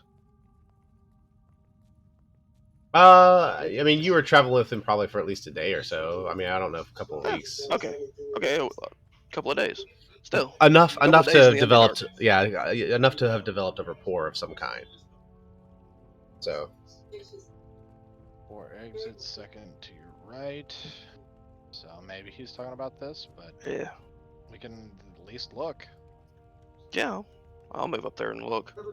Yeah, I'll go with you. I have 60-foot. So dark vision. Okay. your vision's better.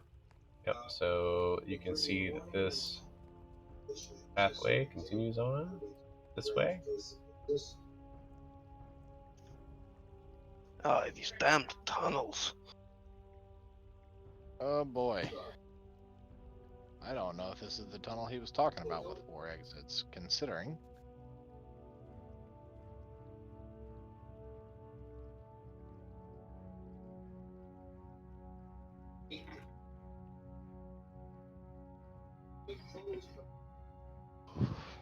Considering that's a dead end. So Seraph was with you guys, wasn't he? What? Yeah, I don't know Sure. why I don't know why I don't have Seraph in here. I'm gonna find him real quick. You talking about the drow? Yeah. He's right there. Oh, I'm just dumb and can't see. How old is the Dwergar, by the way?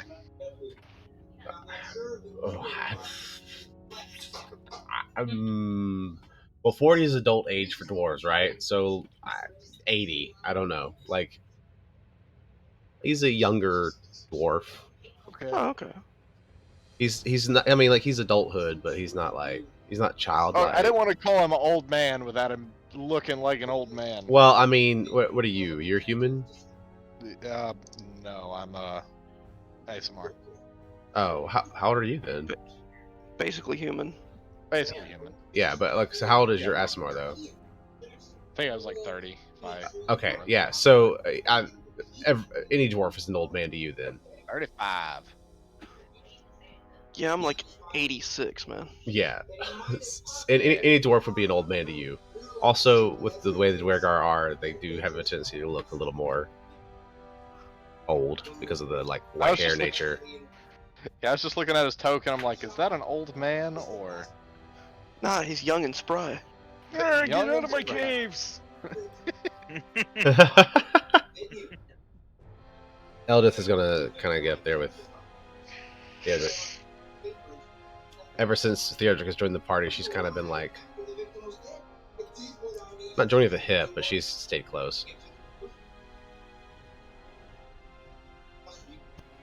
So, my Dwergar traveler, any ideas? Yeah. Oh. Yeah, that way. Any points in this direction? Okay. I got nothing else. Let's go this Yeah. way.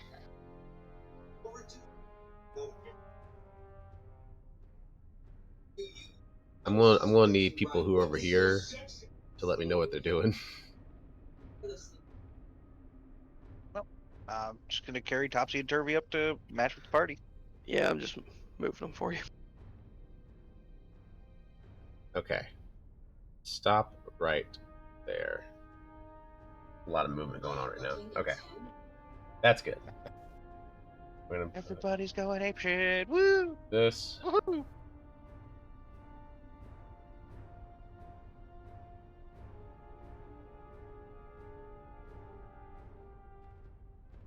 And we'll put Sareth and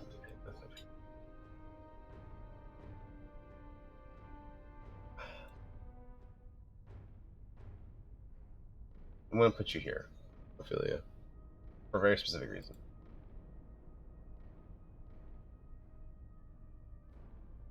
I need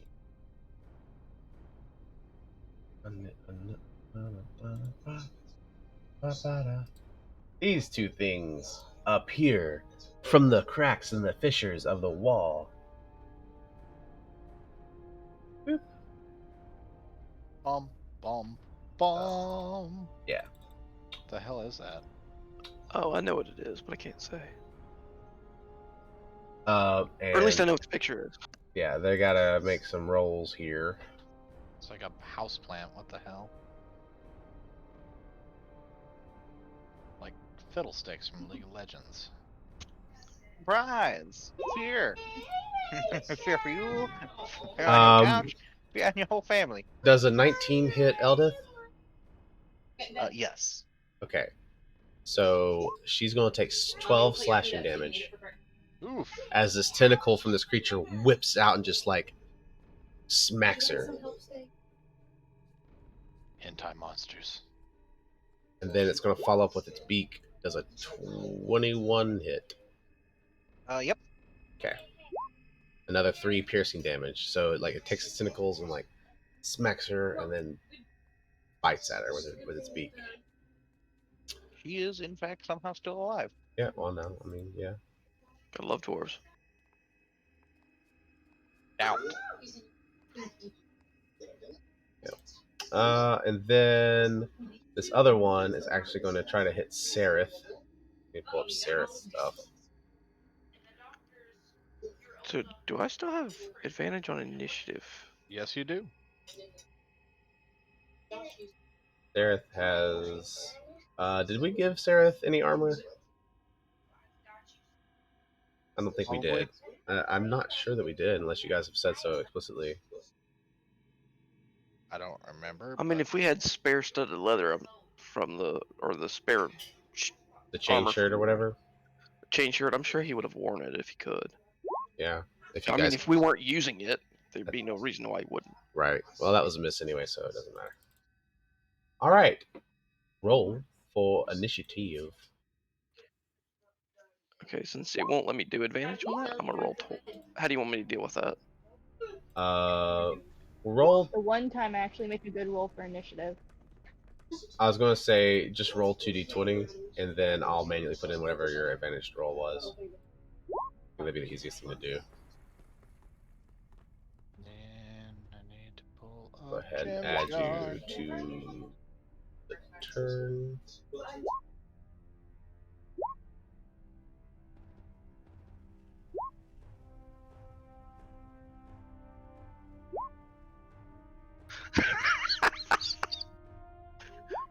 It didn't matter. I rolled exactly the same twice. So what was it, 11? So it's 11. It's 11. All right, so oh, Stool got 14. Okay. You who guides knows what you're supposed to roll. I apologize about that. That was supposed to be for Turvy.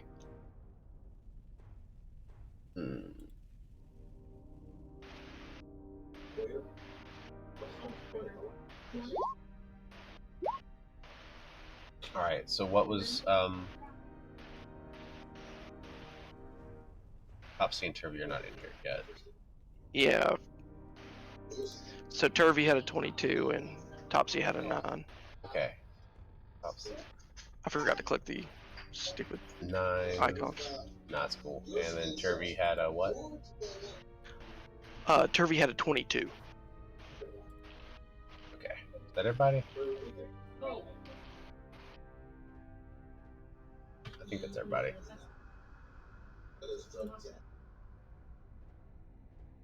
All right. Looks like it. Oh, you think got. so. Hold on. Edric had an 11. Why did that not say it? Yeah. It might be because I accidentally rolled as Theodric. Oh, okay. No biggie. All right. Start of the round. Arctis.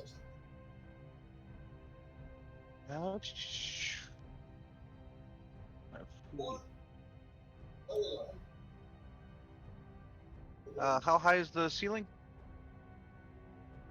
Oh, I don't know. 40, 50 feet maybe? You know what? Never mind. I can't do that without catching Eldith in it. So, instead of that remarkably bad idea,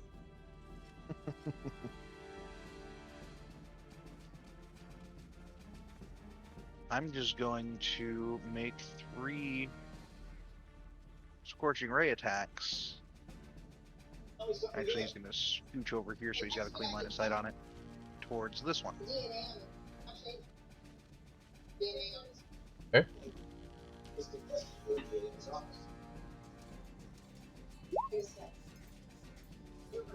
23. Yeah, that definitely hits.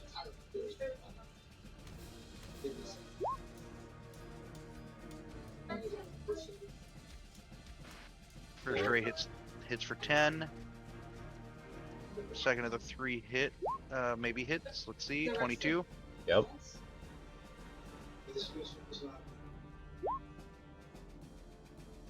For 8. Okay. And ray number 3. Ray number 3.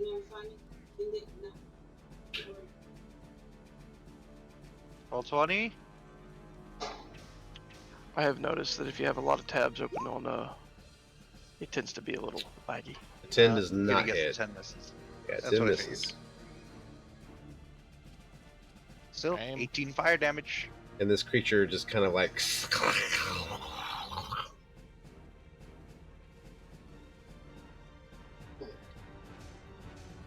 What was All that, right. Austin? You kind of cut out. I made a bunch of noises. Oh, It screams in distress. Yes, it does. All right, it But it is do still be Turvy's turn. he pulls out his the short sword he has and just like starts wailing on it. Okay. Man, I wish this thing didn't reveal the name of the creature when I have the handouts. I'll save it. Well, I mean, I think I'm pretty sure I know what it is anyway. Well, yeah, you might have, but I don't True. have a clue. yeah. I'll show it to you once you guys beat it. Hell yeah. Did not mean to have that on. Well, actually, no. That actually should be on. Yeah, it doesn't matter anymore. 14 hits. I figured he was flanking with the Dwergar. Hey, baby. I kissed your lips.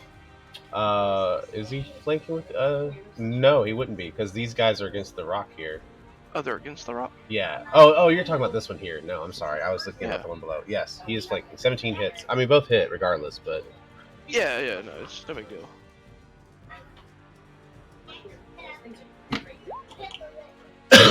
full weapon, 3 piercing damage. Okay. Every time. And he makes his second attack quick.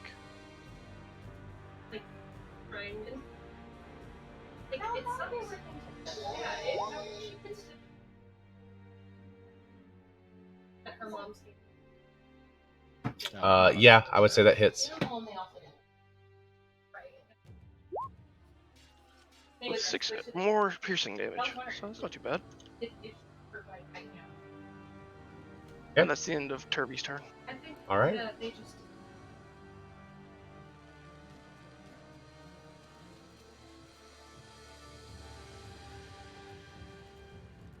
All right. Next is Ophelia.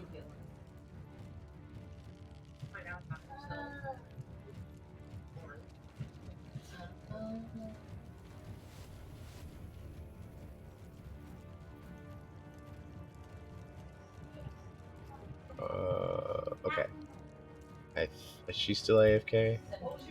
No, I'm back. I'm Okay. sorry, my headphones just died. Oh, okay. Okay. So where's this tentacle thing exactly? That is.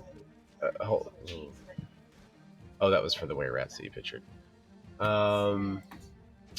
They are here and here. Okay.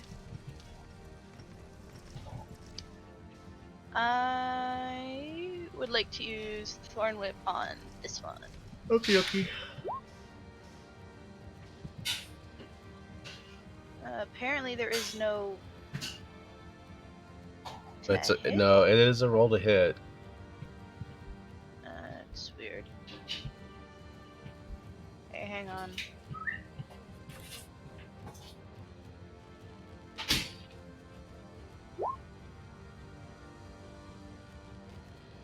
Oh, I think it's a spell save DC. So they have. What do they have to? No, it's a melee spell attack. Yeah. Launch it out at your command to make a melee spell attack towards the target creature. Yeah.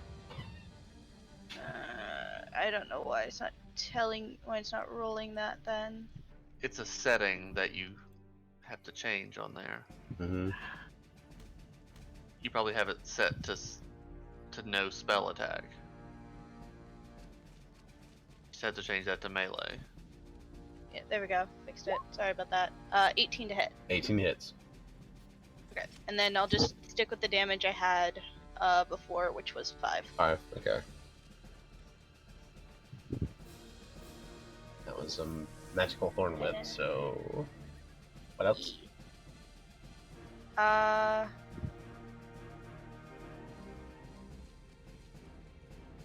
Can I do that attack again? I'm sorry. My brain is all kind of fuckered right now. No. I mean, unless you have something specifically that tells you that you can cast more than one spell in one turn, no. Because your spell is one standard action. So if the casting time was like one bonus action, you might be able to cast another cantrip. Okay. Yeah. So I do have one that is a bonus action. Flame Blade. So, can I still do that? I'm assuming. Hold on. I think I can invoke it, and then my next turn I can actually use it.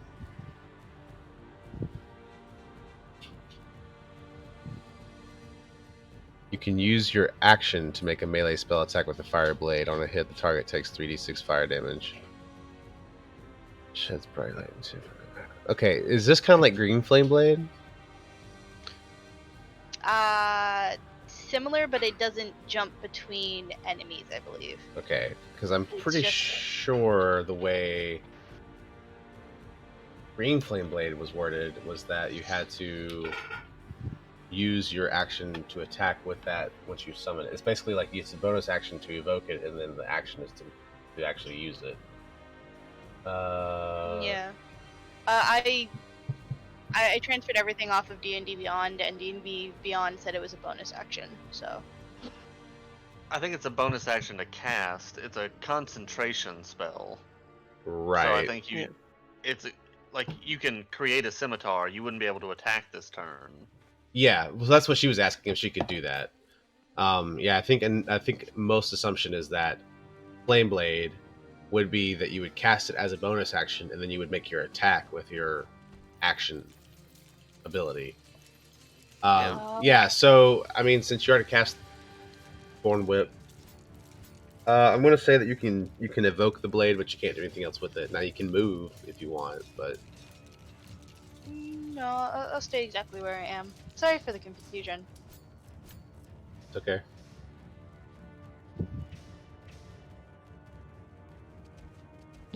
All right. Hemoth is going to attempt to attack.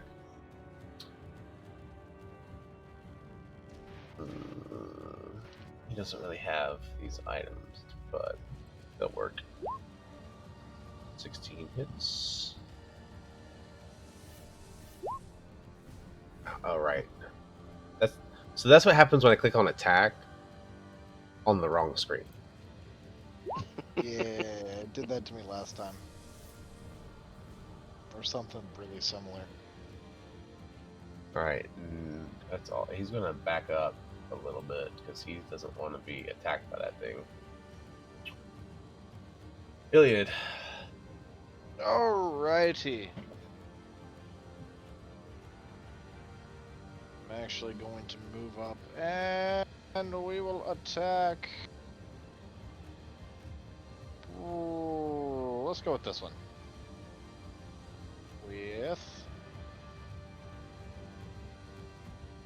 We'll do Guiding Bolt.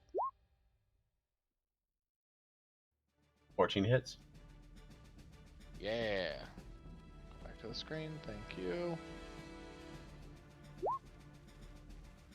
Nice hit. Le Bonk.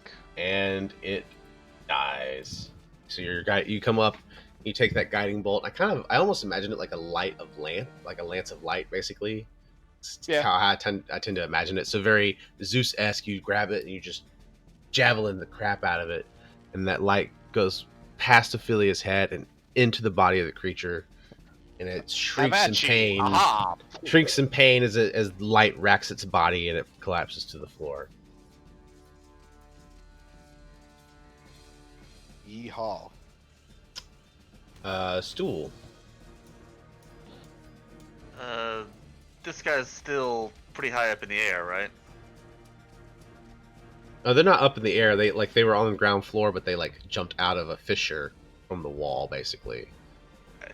I was thinking it was high up, but No. They're the same level. I think Stool's probably not going to headbutt this guy. Okay. So he's just gonna move back. All right, sounds good. This creature is dead. Javier, it's your turn. Alright. I'm gonna use Ray of Sickness on this guy. Okay. See if this Is casts that right. con save? Or is it a hit?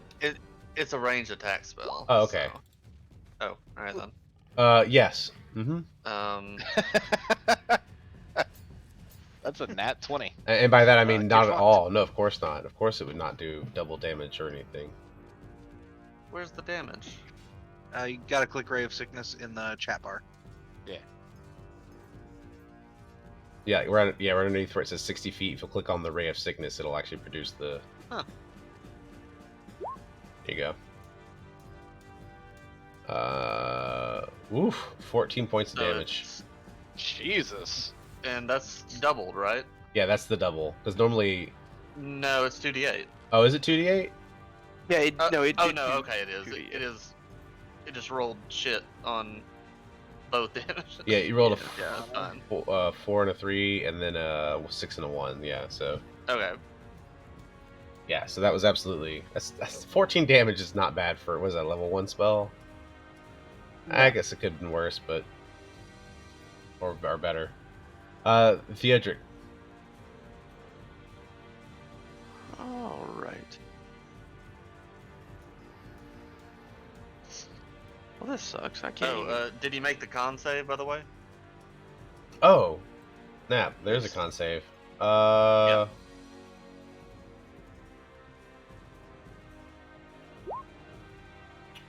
He did not. Well, So then he's poisoned until his next turn. Or, well, on his next turn. okay.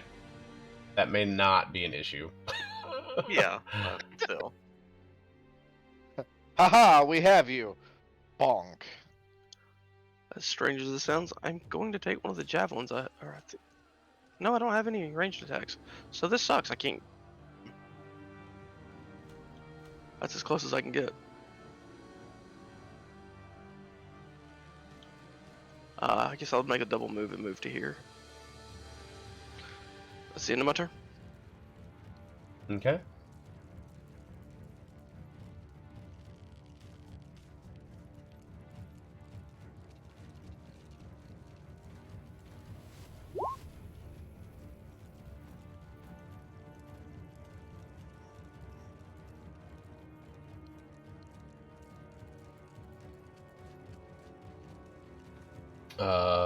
It is this creature's turn.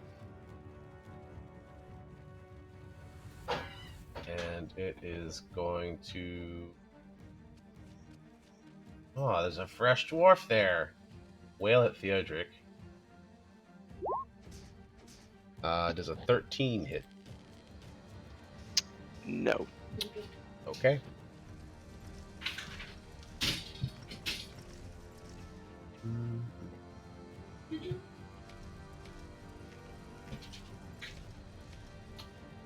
Alright then, it makes that Eldrit's turn.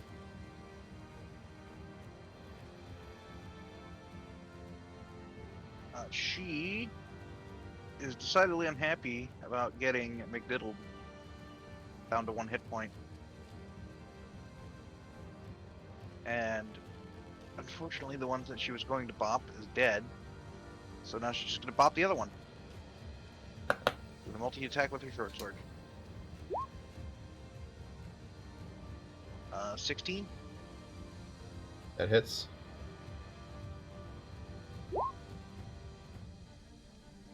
For 7 piercing. Okay. And 18.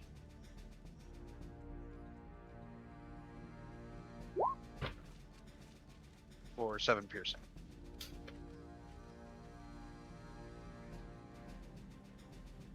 So 7 and 7. Okay.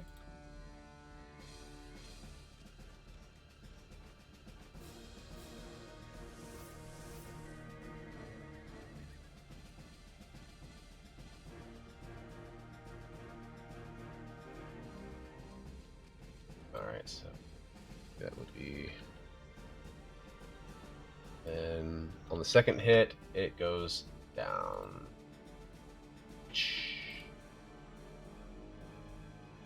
And right before Jimjar appears, this creature jumps out and tries to attack him. With a 20 to hit. Oof. So yeah, that hits. He's going to take 5 slashing damage. And then another 22 to hit. So 4 piercing damage. So again, this creature it's kind of snake-like. The easiest way I know how to describe it is it looks like this snake that has tentacles coming out of its mouth, and then there's a beak in the middle. So like take an octopus beak with its tentacles and replace that with the head of a snake.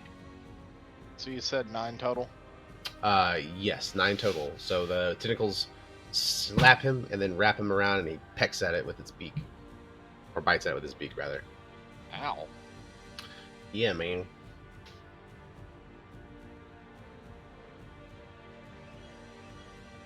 Alright, Jimjar, it is your turn. Jimjar is going to attack the creature that just hit him. And we will do short sword. That is a miss.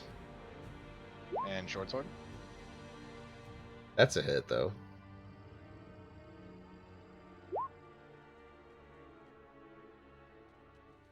Eat. And then Jimjar is going to disengage and fuck off. Okay. Topsy.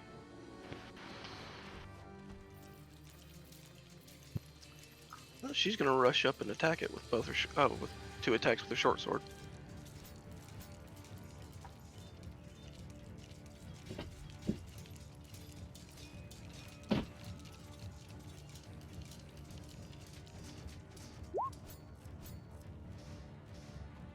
$20 hits.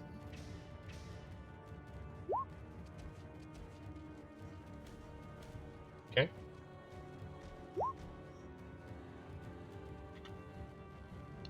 $19 hits.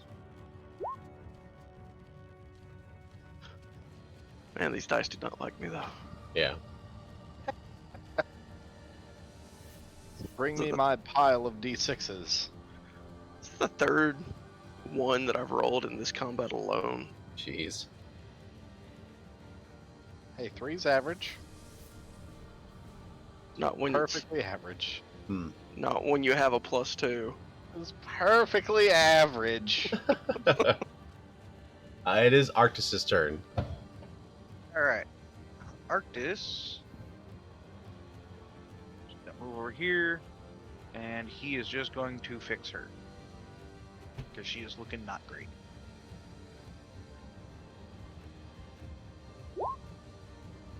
She's looking way better. Who is this that you just healed? The dwarf lady. Right. She got walloped really hard. She took her down to 1 hit point. Yeah, I forgot about that. Okay, so you've done move and an action. Turvy, it is your turn. Yep. All right.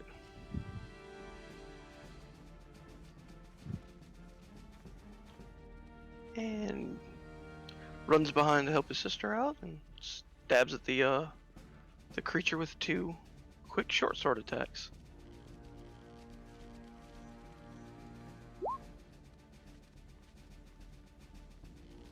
No.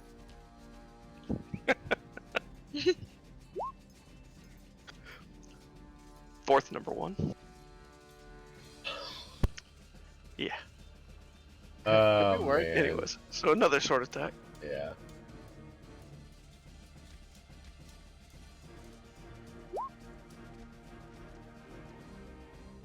$18 hits. Well, there we go. All right. It is Shame that we creature's don't have turn. A Yeah. bard to hold seduce the tentacle monster. It is going to 5 foot here.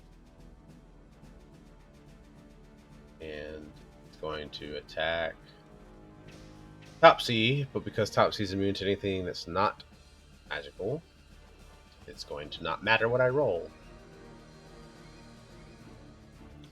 She still struggles against the weird tentacles grabbing her. I mean, okay, sure, that's fine. Let me see. 7. Okay. Ophelia.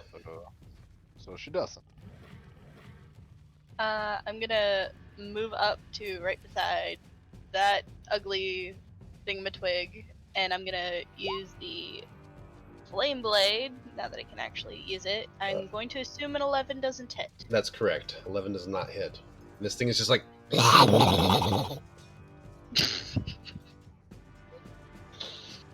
Fair enough.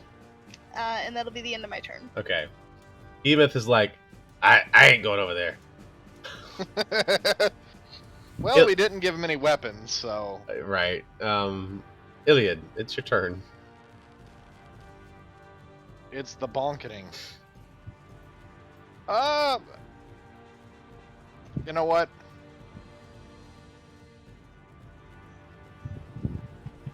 Yeah, that's what I'll do. That is what I will do. I'll actually move right here and hit him with the old Taco Bell.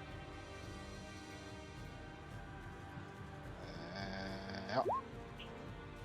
It's so weird to me that casting point blank does not provoke. Why? It's only this one doesn't. DC 13 Yeah. wisdom save, please. Hey, why did it roll a d20? I don't know. Don't question it. I think you have it set up wrong. Probably, but it resets every time. Wait, what? Yeah. 11 does not pass, so So fails. Is it gonna roll the damage if I click that? Nope. Nope, it just does the weird thing. Okay. Ooh, that is set up wonky. I don't know why, but Okay. yeah, I had it set up right last time, so I'll sit down and Alright. take a look at it with you, man. yeah, I got it to work, damn it. But it could have been in a different game. I don't remember using it in this game, so Oh, did you try just dragging it in from the compendium? yeah, no, it doesn't have that. It doesn't have any of the Xanathar stuff, but 9 Oh, damage. kooky. All right. Ooh, it did not like that at all.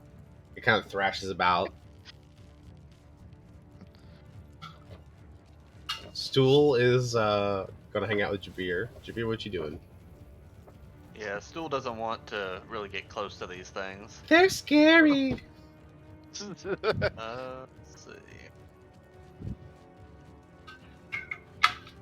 I guess I'll move up closer and poison spray.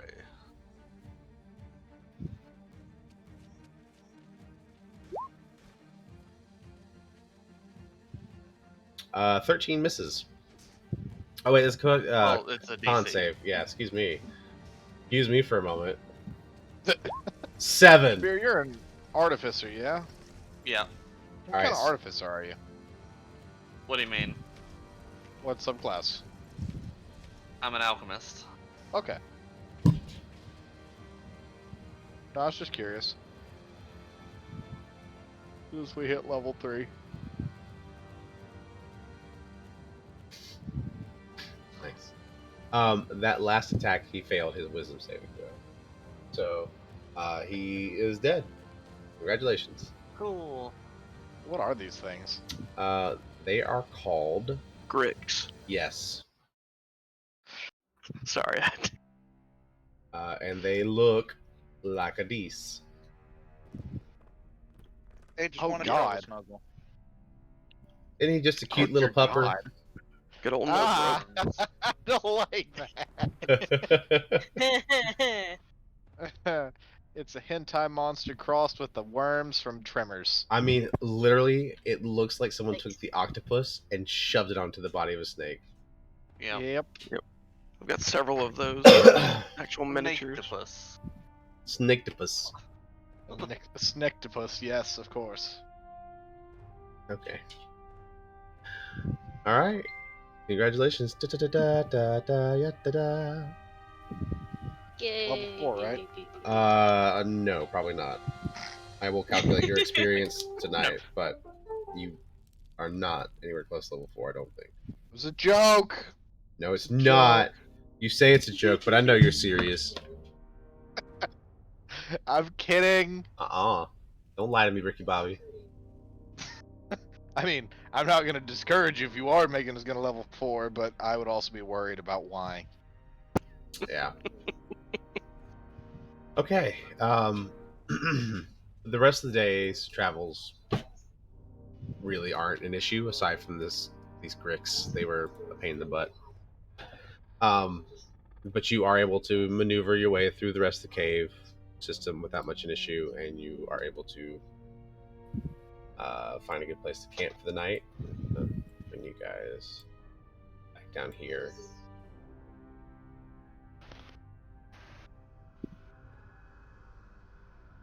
There we go. And since it's almost 9:30, that's where we will end tonight's episode. Alrighty. You have made it about a quarter of the way to Gracklestug. Who knows what adventures lie next? Shenanigans. Shenanigans What? indeed. What other hentai monsters await? Find out next time on Dragon Ball Z Tenkaichi Budokai. Indeed. That's gonna go too. Yeah.